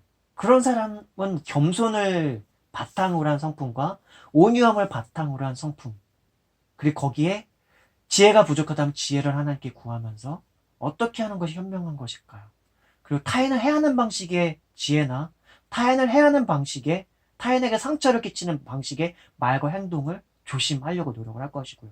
타인을 존중하고 배려한 가운데서, 그러나 타인이 죄악 가운데 있거나 타인이 공경 가운데 있으면 그걸 내 아픔처럼 여기면서 긍휼히 여기는 마음으로 가지고, 그 긍휼히 여긴다는 마음이 사랑이 동반된 동정하는 마음이에요. 사랑이 동반된 따뜻한 마음으로 그 사람과 처지의 상황을 나의 처지처럼 여기면서 불쌍히 여기는 하나님의 마음과 같은 그런 마음이 긍휼히 여기는 마음이에요. 그래서 구약 성경과 신약 성경 산에서 긍휼히 여긴다는 마음이 그런 마음과 그런 마음을 표현할 때 긍휼히 여긴다는 표현을 쓰거든요. 그렇다는 것이죠. 우리 크리스찬들이 누구한테 인정받으려고 하지 말고 하나님께 인정받으려고 하면 돼요. 목회자한테 인정받으려고 하지 말고 보여주는 주위에 있는 사람들한테 꼭 너무 인정받으려고 하지 말고 하나님의 보시기에. 그러나 또 이런 경우도 있어요. 주위 사람들이 인정받는 거 필요 없다고 해서 입으로 떠벌면서 난 너희들에게 인정받는 거, 당신들에게 인정받는 거, 엄마 아빠한테 인정받는 거, 형제들한테 인정받는 거, 아니면 교회 친구들한테 인정받는 거, 교회 목사님이나 전도사님들한테 인정받는 거 다 필요 없어요. 하나님께만 인정받으면 돼요라고 그런 행동을 말하는 게 아니에요. 우쭐거리면서 난 하나님께 인정받는 것만을 목표로 하면서 살 거야 라고 그렇게 떠벌리면서 살라는 게 아니라 하나님과 나만의 깊은 내밀한 신뢰와 그 관계 속에 살아가면서 사람들이 날 인정해주지 않는 것 같아도 거기에 대해서 내 마음이 흔들리진 않고 겸손하게 반응하고 온유하게 반응하고 기왕이면 그렇게 반응을 하고 유순한 말과 유순한 인격.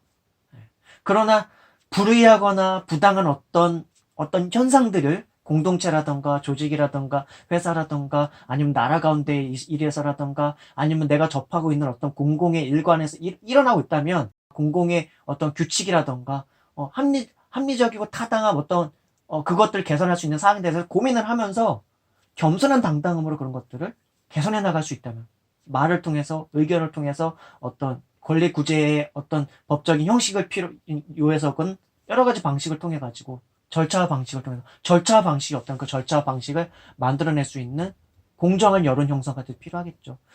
그런 과정 중에서라도 가능하면 분노는 좀 배제한 상태에서 꼭 분노가 있다고 해서 그 모든 것이 행사가 되는 건 아니니까요.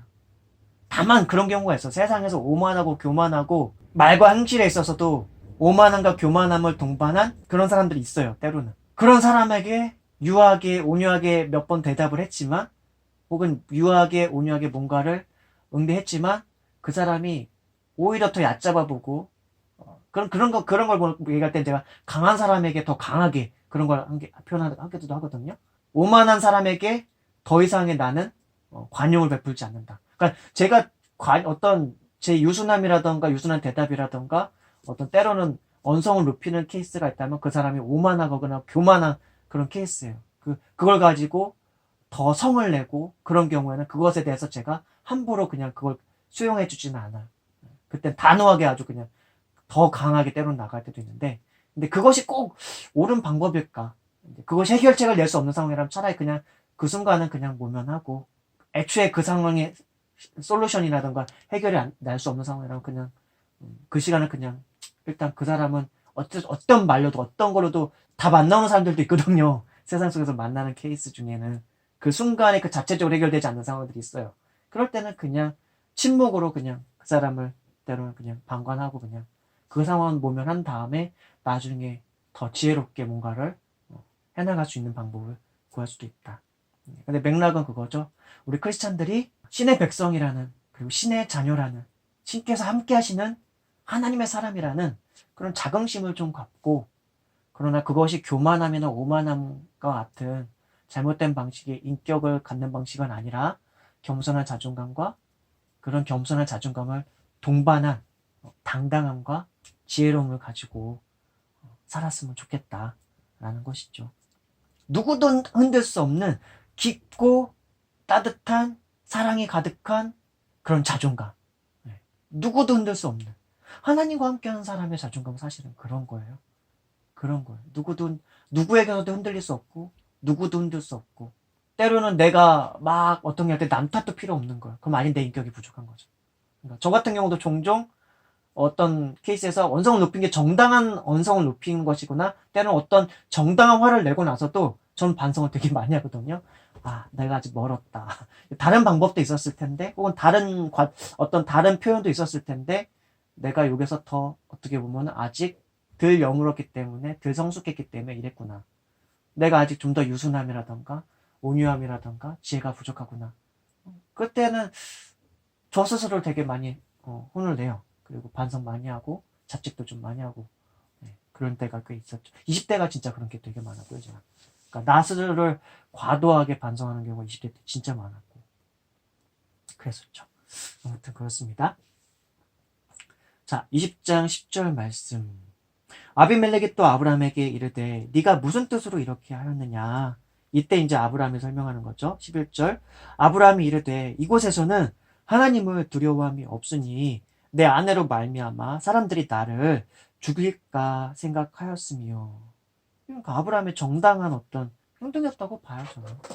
함부로 우리는 이 아브라함이 너무 쫌생이 같은 신앙을 가지고 있었다 이렇게 함부로 말하는데, 그 전에 아브라함이 하나님과 함께 하시면서 하나님을 신앙하면서 그 기도했던 걸 생각하면은, 이때 아브라함이 사라를 누이로 속이면서 하는 그런 행동들이 이게 단순하게 어떤 신앙이 없어서 하는 행동이 아니라 그때 사회에 만연한 어떤 행악이 있었기 때문에, 그 누이라고 했을 때 누이라고 하거나 아내라고 했을 때 그 남편을 죽이는 것이 너무나 당연시되는 그런 것들이 만행되어 있었기 때문에 그럴 거라고 저는 봐요, 확실히. 20장 말씀도 마찬가지고 12절에서 이집트에 가서도 마찬가지고.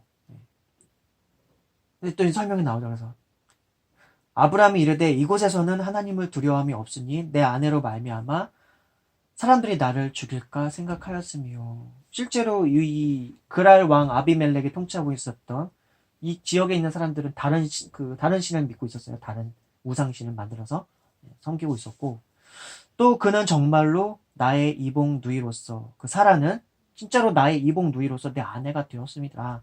이복 누이기 때문에 내 아내가 되었습니다. 이제 정확히 설명해 주죠. 이걸 통해서 사라가 요 문장 때문에 사라가 베라의 딸이구나, 그 얘기를 여기까지 읽었을 때 정확하게 알게 되는 거예요. 그 전까지는 사실은 뭐라고 그렇게 나오진 않았던 걸로 기억하는데, 전에 나왔을 때 제가 근데 이걸 가지고 더 정확하게 얘기해 줄 수 있는 거거든요. 그는 정말로 나의 이복 누이로서 내 아내가 되었습니다. 하나님이 나를 내 아버지의 집을 떠나, 그 하란에서 이제 떠나서 두루 다니게 하실 때에 내가 아내에게 말하기를 이후로 우리의 가는 곳마다 그대는 나를 그대의 오랍이라 하라. 이것이 그대가 내게 베풀 은혜라 하였었노라. 이거 사실 얘기할 때 아브라함이 그것까지도 각오한 거예요, 사실은. 지금 아내인 이 사라를 빼앗길 것까지도 다 각오하고서 그렇게 얘기하고서 이렇게 얘기하는 걸 거라고 봐요.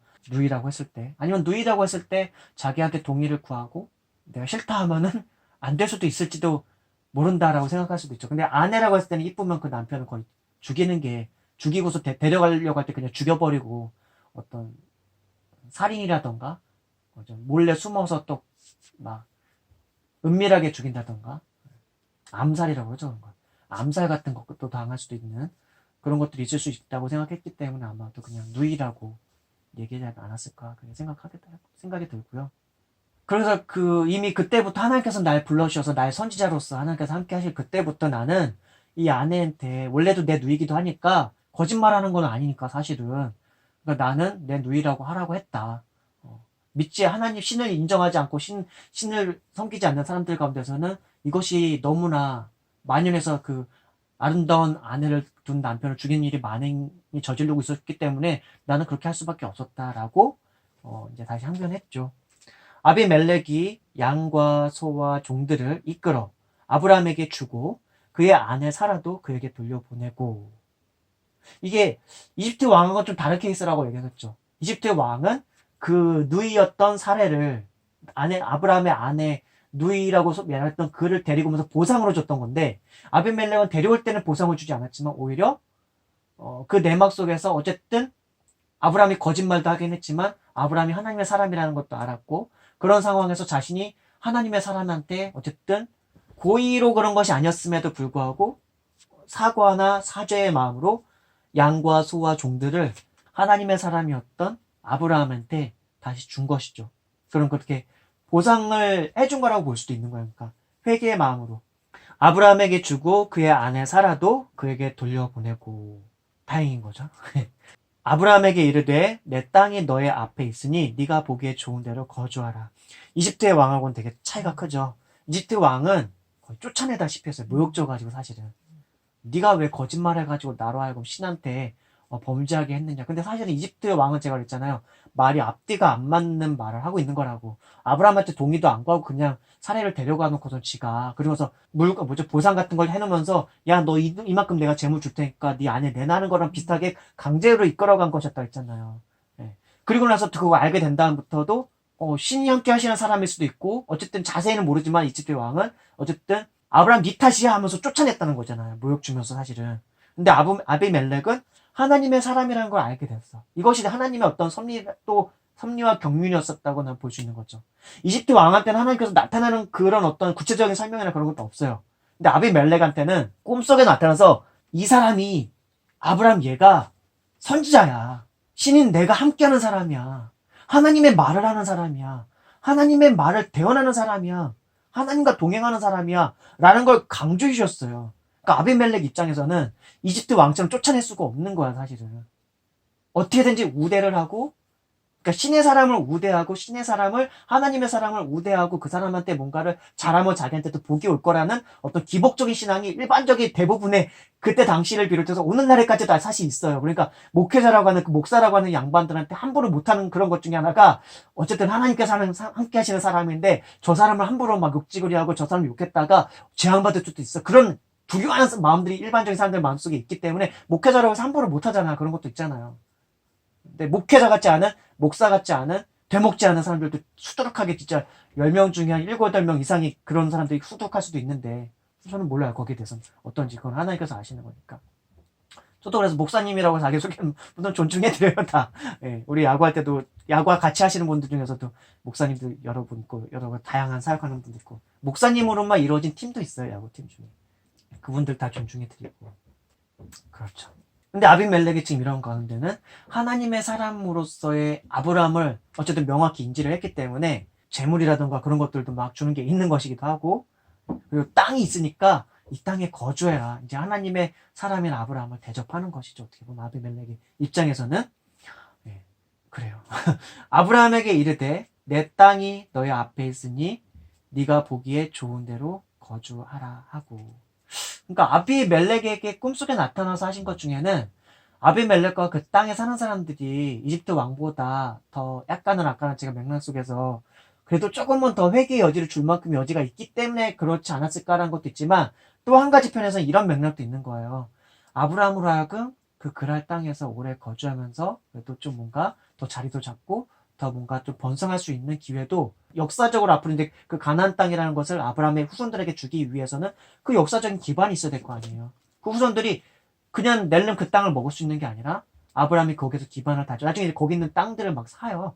예, 나중에 마므레 상수리 나무 쪽에 그 땅도 사기도 하고 뭐 여러 가지 나중에 그래서 가나안 땅에 어떻게 하든지 간에 그쪽 지역에 있는 것들을 양이라던가 가축들로 그걸 보상을 하고 살려고 그래요. 매입을 하려고 그래요. 사라가 죽을 때 사라가 죽어서 묻힐 그 무덤 같은 것도 막 살려고 하고 그러거든요. 예.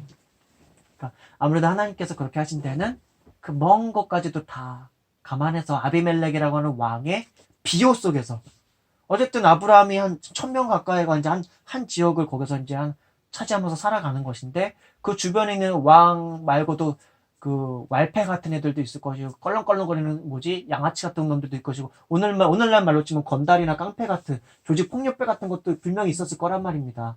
예, 사사기에서도 나왔었고 어떻게 보면 소돔과 고모라 같은 데서도 또 나오기도 했었고 예, 거기는 온 주민이 사실은 약간 그런 산적 같은 왈패 같은 그런 애들이었는데 아비멜렉이 살던 그쪽에서도 그럴 수 있었는데 왕이 딱 그냥 아브라함에게 선언을 해버리는 거잖아요. 네 이 땅에서 그냥 살아라. 15절에서 아브라함에게 이르되 내 땅이 너의 앞에 있으니 네가 보기에 좋은 대로 거주하라 하고 사라에게 이르되 내가 은 1000개를 너의 오라비에게 주어서 그것으로 너와 함께한 여러 사람 앞에서 너의 수치를 가리게 하였노니 너의 일이 다 해결되었느니라. 은 1000개가 은 1000세겔이라고 그러나? 세겔이라고 그러는데 그게 한 11kg가 넘는 거래요. 그러니까 11kg 넘는 그램수니까 그때 당시로서 대단히 큰 돈이라고 합니다. 이게. 그러니까 그만큼의 보상을 또 주고 그러니까 자기 하마터면 하나님의 사람을 욕보일 뻔했던 거라고 생각해가지고 게다가 꿈속에서 하나님께서 나타나니까 시겁해가지고 아브라함한테 다 주는 거예요. 아브라함이 하나님께 기도하며 이제 하나님께 기도드렸던 거예요. 아브라함이 어떻게 기도했는지 모르겠어. 어쨌든. 근데 하나님께서 그것까지 다 아시고, 아브라함이 이렇게 이런 상황이 됐을 때 하나 나에게 기도할 것까지 다 아시고, 이미 아비멜렉한테 다 얘기를 했어. 하나님이 아비멜렉과 그의 아내와 여종을 치료하사 출산하게 하셨으니, 여호와께서 이왕에 아브라함의 아내 사라의 일로 아비멜렉의 집의 모든 태를 닫으셨음이더라. 예, 태를 닫으셨음이더라. 어떤 경우는 하나님께서 인위적으로 닫는 경우도 있다는 것도 확인할 수도 있고, 신기해. 그러니까 하나님의 사랑과 함께 하시는 하나님의 어떤 이 섬세하시고도 치밀한, 그리고 무조건적인, 오히려 지켜봐 주시는. 다 돌봐 주시고 있는 상황이죠. 하나님께서 그렇게 하시는 것 중에 하나는 아브라함에 대해서 확언하신 약속이 있기 때문에 그래요. 너는 복의 근원이 될 것이고 너 자체가 복이 될 거야. 너를 저주하는 자를 내가 저주할 것이고 너에게 복 주는 자를 내가 복 줄 거야. 그렇게 약속해 주시거든요. 그렇게. 그런 사람을 만들기 위해서 이렇게 계속 하시는 게 아닐까? 그런 생각이 그런 약속을 이미 하셨고, 약속을 하셨기 때문에 그 약속을 하나님 편에서는 이미 신실하게 무조건 어떻게 해서든지 하시는 거예요. 하나님은 아브라함을 일단 탓하지 않으시고, 그런 중에서 아브라함이 성장하느냐 안 해가느냐는 아브라함 자신의 몫이에요. 사실은 여기서는 아브라함에게 뭐 하나님의 성령을 보여주는 사건도 없고, 죄 용서함이라던가 죄 화해라던가 막 그런 것도 별로 없어요. 어떤 전적인 은총이에요. 그냥 아브라함에게 없잖아요. 그 횃불 사건의 그 쌍무 언약을 주시 것 정도가 있었고, 다만 아브라함이 하나님께서 어떤 언약이라던가 약속을 주시면 그거에 대해서 신께서 나와 함께 하시면서 나에게, 난 아무것도 없는 게 없는데 갑자기 나타나셔서 너는 복의 근원이 될 것이고 너는 복 자체가 될 거야. 내가 너의 후손으로 말미암아 번성케 해가지고 저 바다에 모래알만큼 번성케 될 거야. 저 하늘의 별만큼 많아질 거야 라고 말씀하시는데 그걸 감격하지 않을 사람이 어디 있어요. 저희가 회심할 때 저에게 그 전화벨의 사건 때문에 저도 그 전화를 끊고 난 다음에 나 같은 사람에게 하나님을 부인하고 하나님을 없다면서 살아갔던 그 3개월의 기간이 있었던 그 잘못된 기간이 있었지만, 그렇게 하나님을 없다고 했던 나한테 다른 사람들한테 보여주지 않았던 그 어떻게 보면 남들은 우연이라고 할 수도 있는 사건이에요. 사실은 그게 전화벨의 그 사건이라는 게. 근데 어쨌든 나는 그걸 믿음으로 받았는 그 순간에 나에게 밀려온 그 감격이라는 것은 너무나 컸던 거거든요. 아, 나 같은 사람한테 내가 하나님은 없다고 막 그러던 사람인데 나에게 하나님께서 그래도 내가 기도할 때 내 기도를 버리지 않고, 내가 막 살겠다고 할 때 그걸 버리지 않고, 오만하다고 버리지 않고, 내 회개를, 내 눈물을 받아주시고 나를 사랑하셔서 나에게 그래도 이런 거라도 해주셨던 거구나. 내가 뭐라고, 나까짓 게 뭐라고, 나까짓 게 뭔데 도대체. 그런 감격들이 있었단 말이에요. 그러니까 아브라함도 생각할 때 왜 딴 사람들한테 없는데 나한테 이런 걸 해주시지? 그런 것들이 분명히 있었을 거란 말이에요. 그러니까 제단을 쌓고 자기에게 있는 재물을 쪼개가지고 예물로 드리고 하나님께 제단을 쌓아서 예물을 드리고, 그리고 여호와의 이름을 불렀더라. 그분을 찬송하는 거예요. 찬양하는 거예요. 그 당시 어떤 멜로디, 그 전부터 원래 멜로디라던가 선율은 있었거든요. 저 가인의 후손 중에서 그 하프 치고 뭐 하는 그런 악기를 다루는 사람의 선조였다라면서 가인의 후손 중에서 그런 게 나와요. 노아의 홍수가 있기도 한참 전에 저 가인의 후손 중에서 있었거든요. 그 악기라던가 음악이라던가 선율이라던가 그런 것 자체가 아브라함 시대 때도 있었단 말이에요. 그러니까 여호와 이름을 불렀다가 하나님을 찬양하고 예배하는 그런 행위인데, 그런 걸 하나님께 드렸다는 거예요. 아브라함이 그랬다는 거죠. 하나님께서는 그렇게 아브라함과 함께 하셨다. 그리고 이런 것들 가운데서는 이번에도 보여준 거는 약간 우렁이가시 같은 모습, 약간의 아브라함은 실제적으로 아비멜렉에게 일어났던 일을 아브라함은 여기서 모르거든요. 우리는 알아. 근데 아브라함은 몰라. 다만 아비멜렉이 그걸 들려주는 가운데서 이제 들었을 수 있지. 야, 꿈속에서 네가 섬기는 그 하나님께서 나타나가지고 나 협박했어. 네 아내 너한테 안 주면 나 죽이신대. 라고 이렇게 말할 수는 없었을 거예요. 사실은 아비멜렉은 두려워가지고. 그 하나님이 얼마나 무섭겠어요. 자기 꿈속에 나타나서 그랬는데. 벌벌벌 떨면서 막 심장이 벌러덩 거리면서 아브라함한테 얘기했을 거예요. 사실은. 그러니까 막 가슴이 덜커덩 내려오는 심정으로, 야, 이 땅에 있는 이 앞에 있는 이 땅 다 살아. 괜찮아. 다 살아. 그리고 수부와 막 종들도 이끌어서 주면 사람들까지도 주는 거예요. 그러니까 사실 아브라함이 부자가 되기까지는 아브라함이 한 게 아무것도 없어. 여기서 보면 물론 한 거가 있긴, 노동이야 그런 거 하는 거 있지. 근데 이집트 왕한테서도 약간 재산을 받기도 하고 목축업을 하기도 했지만, 또다시 아비멜렉에 가서도 가축하고 그 종들을 또 받기도 하고 그랬던 거죠. 근데 나중에 이삭 같은 경우는 농사도 짓거든요. 근데 나중에 표현이 어떤 표현이냐면 100배의 결실을 맺더라 막 그런 게 있어요. 남들 농사하는 것의 일반적인 평균치보다도 100배 이상을 거두게 하시는 어떤 풍작이라고 해야 될까? 그런 것들이 있게 하시는 거죠. 그래서 나중에 이쪽 이 지역에 있는 애들이 막 시기하고 막 그래서 쫓아내려고 하려고 막 그런 것들도 생기고 그러는데 그건 다음 장에서 나오는 내용입니다. 오늘도 어쨌든 하나님에 대해서 이렇게 새롭게 알게 됐고 성경 말씀 20장 말씀도 이런 내용이라는 것도 알게 됐고 그래요. 오늘 주신 우리에게 보여주신 하나님의 말씀을 가지고 잠시 생각하고 그리고 마누님이 기도하고 제가 기도하고 예배 마치도록 하겠습니다.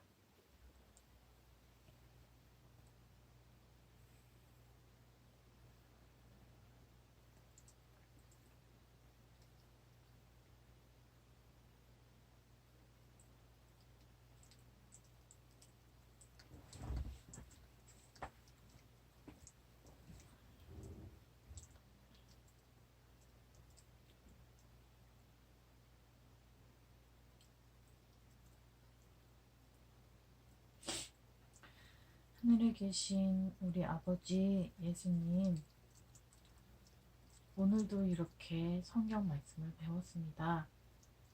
오늘 주신 말씀은 아브라함이 다시 또 그랄 땅에 가서 있었던 일들이 성경에 쓰여 있었습니다. 거기서 그랄 왕 아비멜렉이라는 인물이 나왔고요. 그 아비멜렉에게 하나님께서 현몽하셔서 말씀하셨던 것들이 쓰여 있었습니다. 그 부분을 보면서 전에 애굽 땅에 갔을 때 이제 그 애굽 땅의 왕에게 하셨던 바로 재앙을 내리셨던 그 부분과는 다르게 오늘은 그랄 왕의 꿈에 나타나셔서 하나씩 얘기를 해주셨습니다. 그런 부분을 통해서 참 하나님께서는 상황에 맞게 그 사람에 맞게 말씀을 하시고 행동을 하신다라는 게 느껴졌습니다. 그러면서 생각이 드는 것은 정말 하나님 앞에서 어떻게 행동을 하고 어떤 삶을 사는지가 정말 중요하다고 생각을 했습니다. 그리고 그거에 맞춰서 아비멜렉이 아브라함에게 했던 행동과 그리고 아브라함이 다시 또 기도를 드리는 그런 내용들이 있었습니다. 이 또한 하나님께서 모든 일을 주관하셨고 모든 일을 순리대로 풀어가신 결과입니다. 하지만 아브라함은 아직 모르는 것 같습니다. 하나님께서 그렇게 선지자라고 불러주셨고 그리고 아브라함과 함께 하시고 너무나도 크나큰 영광을 입은 아브라함입니다. 그리고 저 또한 예수님을 통해서 큰 은혜를 입었고 큰 사랑을 받았습니다. 하나님께서 정말 큰 사랑을 주셨기 때문에 저도 하나님께서 아비멜렉에게 하신 것처럼 저도 정말 하나님이 보시기에 부끄럽지 않고 행실이 바르게 살 수 있도록 그렇게 하나님께서 인도해 주시고 보살펴 주십시오. 저는 하나님의 말씀을 배우고 하나님과 교제하고 그러고 있습니다. 그렇기 때문에 이 많은 것들이 느껴지고 하나님의 말씀 하나하나가 제 속으로 들어와 제 생활에 보탬이 되고 생활에 맞게 행실을 할 수 있게 해주시고 계십니다. 하지만 지금 현재 살고 있는 사람들은 교회를, 성당을, 뭐 불교를 나가는 사람도 있겠지만요. 그런 사람들은 거의 대부분 절실히 믿는 사람도 있겠지만 하나님의 말씀을, 복음을 다 그 뜻을 알고 다니는 사람도 있겠지만 자기 마음이 편하자고, 아니면 그냥 남들이 다니니까, 아니면 그냥 다니고 그런 사람들도 있습니다. 하나님께서 보시기에 모든 사람들이 다 보이실 겁니다. 물론 그 사람들이 다 깨닫고 하나님을 진실로 알고 복음을 정말 잘 알고 그러면 좋겠습니다만 아직은 어리석어서 잘 모릅니다. 그리고 자기 신들이 어떤 잘못을 하고 있는지 모르는 사람도 많습니다. 저 또한 하나님을 온전하게 알기 전에는 몰랐습니다. 제가 어떤 잘못을 하고 있는지. 하지만 지금은 조금씩 알아가고 있습니다. 하나님을 알기에, 하나님이 보시기에 좋은 행실을 해야 하기에 제 죄를 충분히 알고 충분히 그 죄를 회개해서 하나님과 교제하고 다가가기 위해 그렇게 살아야 합니다. 그러니 많은 사람들이 하나님께 다가가는 그 방법들을 정확히 알 수 있고 정확히 기도할 수 있도록 하나님께서 보시고 많이 인도해 주십시오. 성령으로서 다가가셔서 마음적으로 안정을 취할 수 있게 해주시고 마음속으로 모든 슬픔이나 모든 걱정거리들을 하나님께서 보살펴 주시고 어루만져 주십시오. 저 또한 마찬가지입니다. 하나님 보호 아래 저는 살고 있기 때문에 하나님께서 많은 길을 열어주시고 많은 인도하심이 있는 것을 저는 느끼고 있습니다. 하나님, 많은 사람들을 위해 기도드립니다. 아직도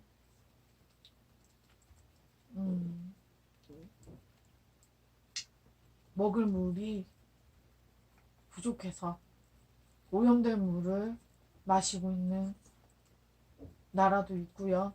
그리고 먹을 것이 없어서 굶어 죽고 있는 사람들이 있습니다. 그 사람들이 안전하게 살 수 있도록 새 생명이 온전히 생명을 보존해서 그 생명을 보존해서 하나님 앞에 나아갈 수 있도록 하나님께서 도와주시고 많은 돈을 가진 사람들이 빨리 깨우쳐서 그런 착한 행실을 할 수 있도록 하나님 앞에 나갈 수 있도록 도와주십시오.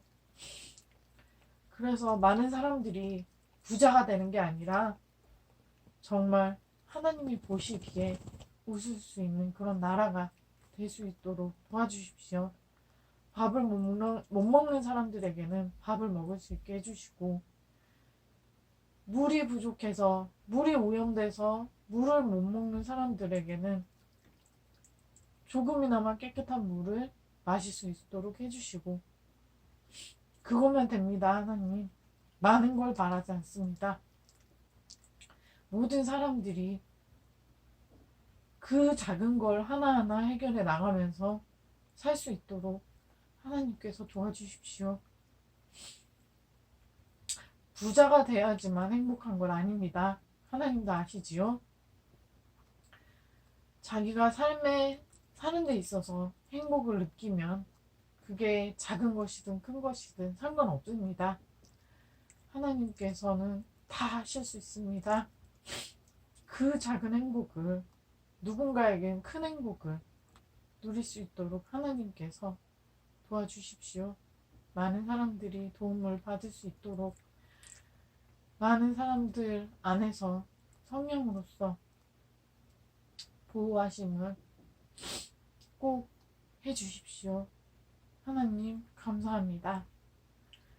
오늘도 이렇게 좋은 말씀을 주시고 많이 느낄 수 있게 해주셔서 감사합니다. 하늘에 계신 우리 아버지, 예수님의 이름으로 기도드렸습니다. 아멘. 아멘. 좋으신 아버지, 오늘도 이렇게 예배를 허락해 주셔서 감사합니다. 2020년이 밝았습니다. 주님. 2020년이 밝았습니다. 지난 한 해도 여러 가지로 많은 일들이 있었으나 아버지께서 함께 해주셔서 그 모든 일들을 잘 극복하고 그 가운데서 오히려 여러 가지 공경이 될 만한 일들이 많이 있었는데 그것들이 오히려 더 복이 되게 해주셔서 그렇게 이끌어 주셔서 너무나 감사합니다. 무엇보다도 이렇게 새벽 예배를 가급적 많이 드릴 수 있도록 이렇게 허락해 주신 부분이 너무나 감사하고 감사합니다. 2020년에는 주님 어떤 것들을 우리가 계획을 하고 있을까요? 주님 예배를 본래는 매일 드리고 싶었는데 그렇게 매일 드리기는 힘들다는 것을 제가 조금 느꼈고요. 제가 매일매일에 매이지 않고 가급적이면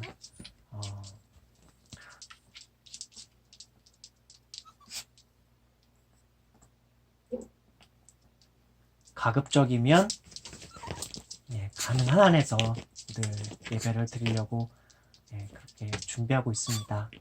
예배를 가급적이면 많이 드릴 수 있게 하여 주시고 민정이가 계속 성경을 배워갈 수 있도록 제가 잘 준비하게 하여 주시고 그래서 예배를 준비하는 것들을 하루 중에 상당 부분의 시간을 사용을 하는데요. 그것과 아울러서 제가 책 쓰는 것도 계획하고 있는 것도 다 아시죠? 그 4번째 책을 쓸 수 있도록 그러려면 아직도 많이 걸릴 것 같아요, 주님. 네, 주님께서 허락하신다면 집필할 수 있지 않겠습니까? 인도해 주시고 그에 필요한 또 그 4번째 책들을 쓰기 위해서 구비되어야 하는 많은 지식들이 있는데 그런 지식들도 또한 잘 구비할 수 있게 하여 주시옵소서.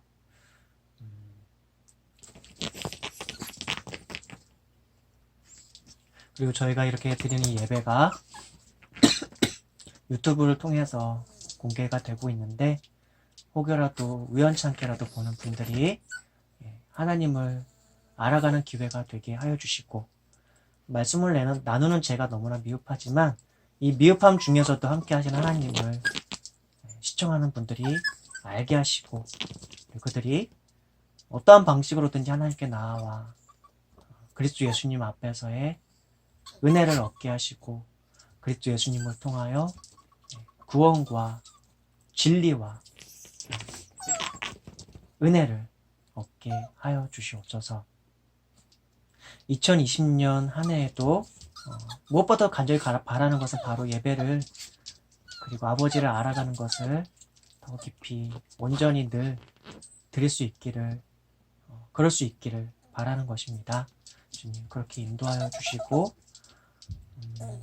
그리고 시청하는 우리 유튜브 구독자들 그 모든 분들 가운데서도 다 기억하여 주시고 그 클릭하는 그 상황들 하나하나에 처해져 있는 그 상황 속에서 그 사람들을 기억하여 주시고 그 사람들을 인도하여 주시옵소서. 제 어머니가 있습니다.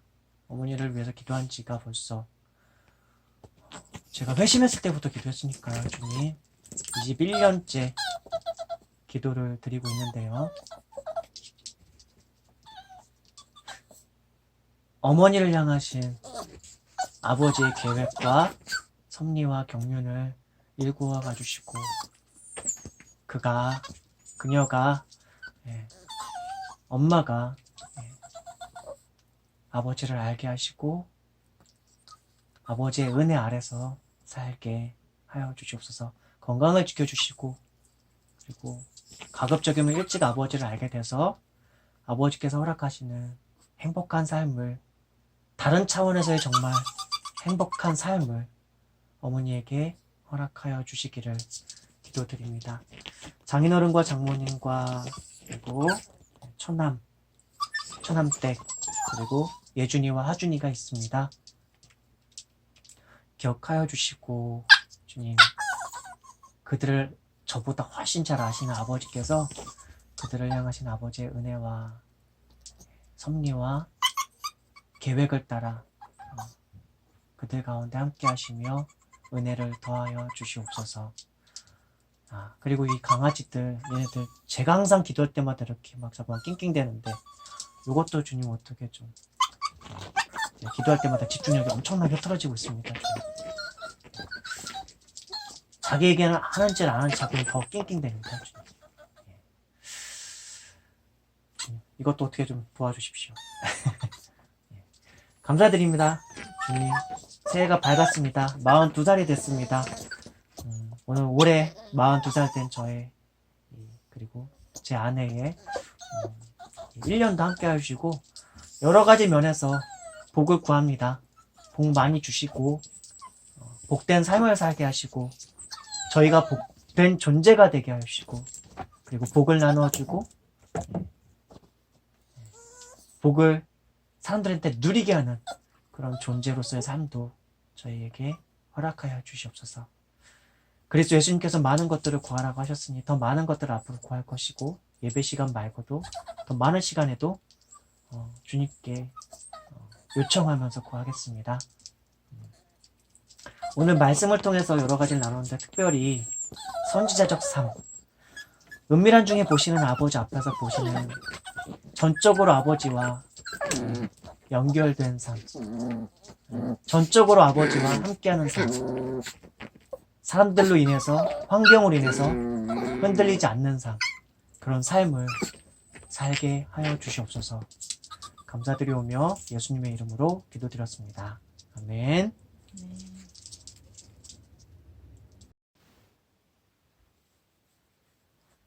니들, 보검이, 너 왜 낑낑대 이놈아? 응? 낑낑대지 마라.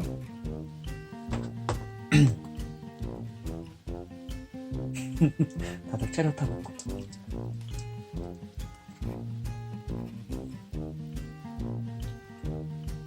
벌써 저녁 8시 55분에 잘 때 됐네.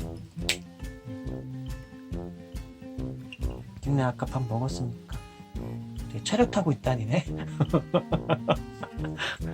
응? 너희 뭐 내가 기도하는 내용 중에서 뭐 마음에 안 드는 거 있어? 왜 낑낑대는 거야?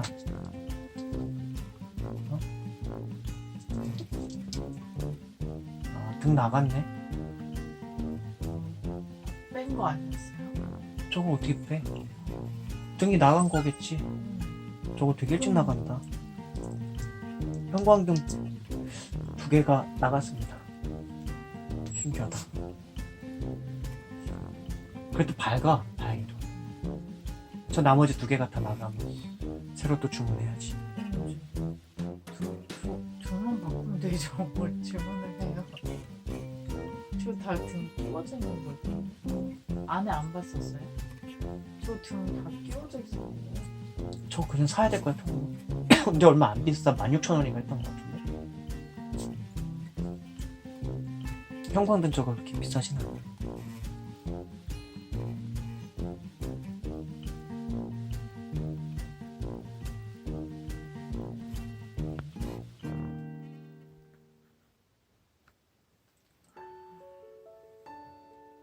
니들도 새해 복 많이 받아라.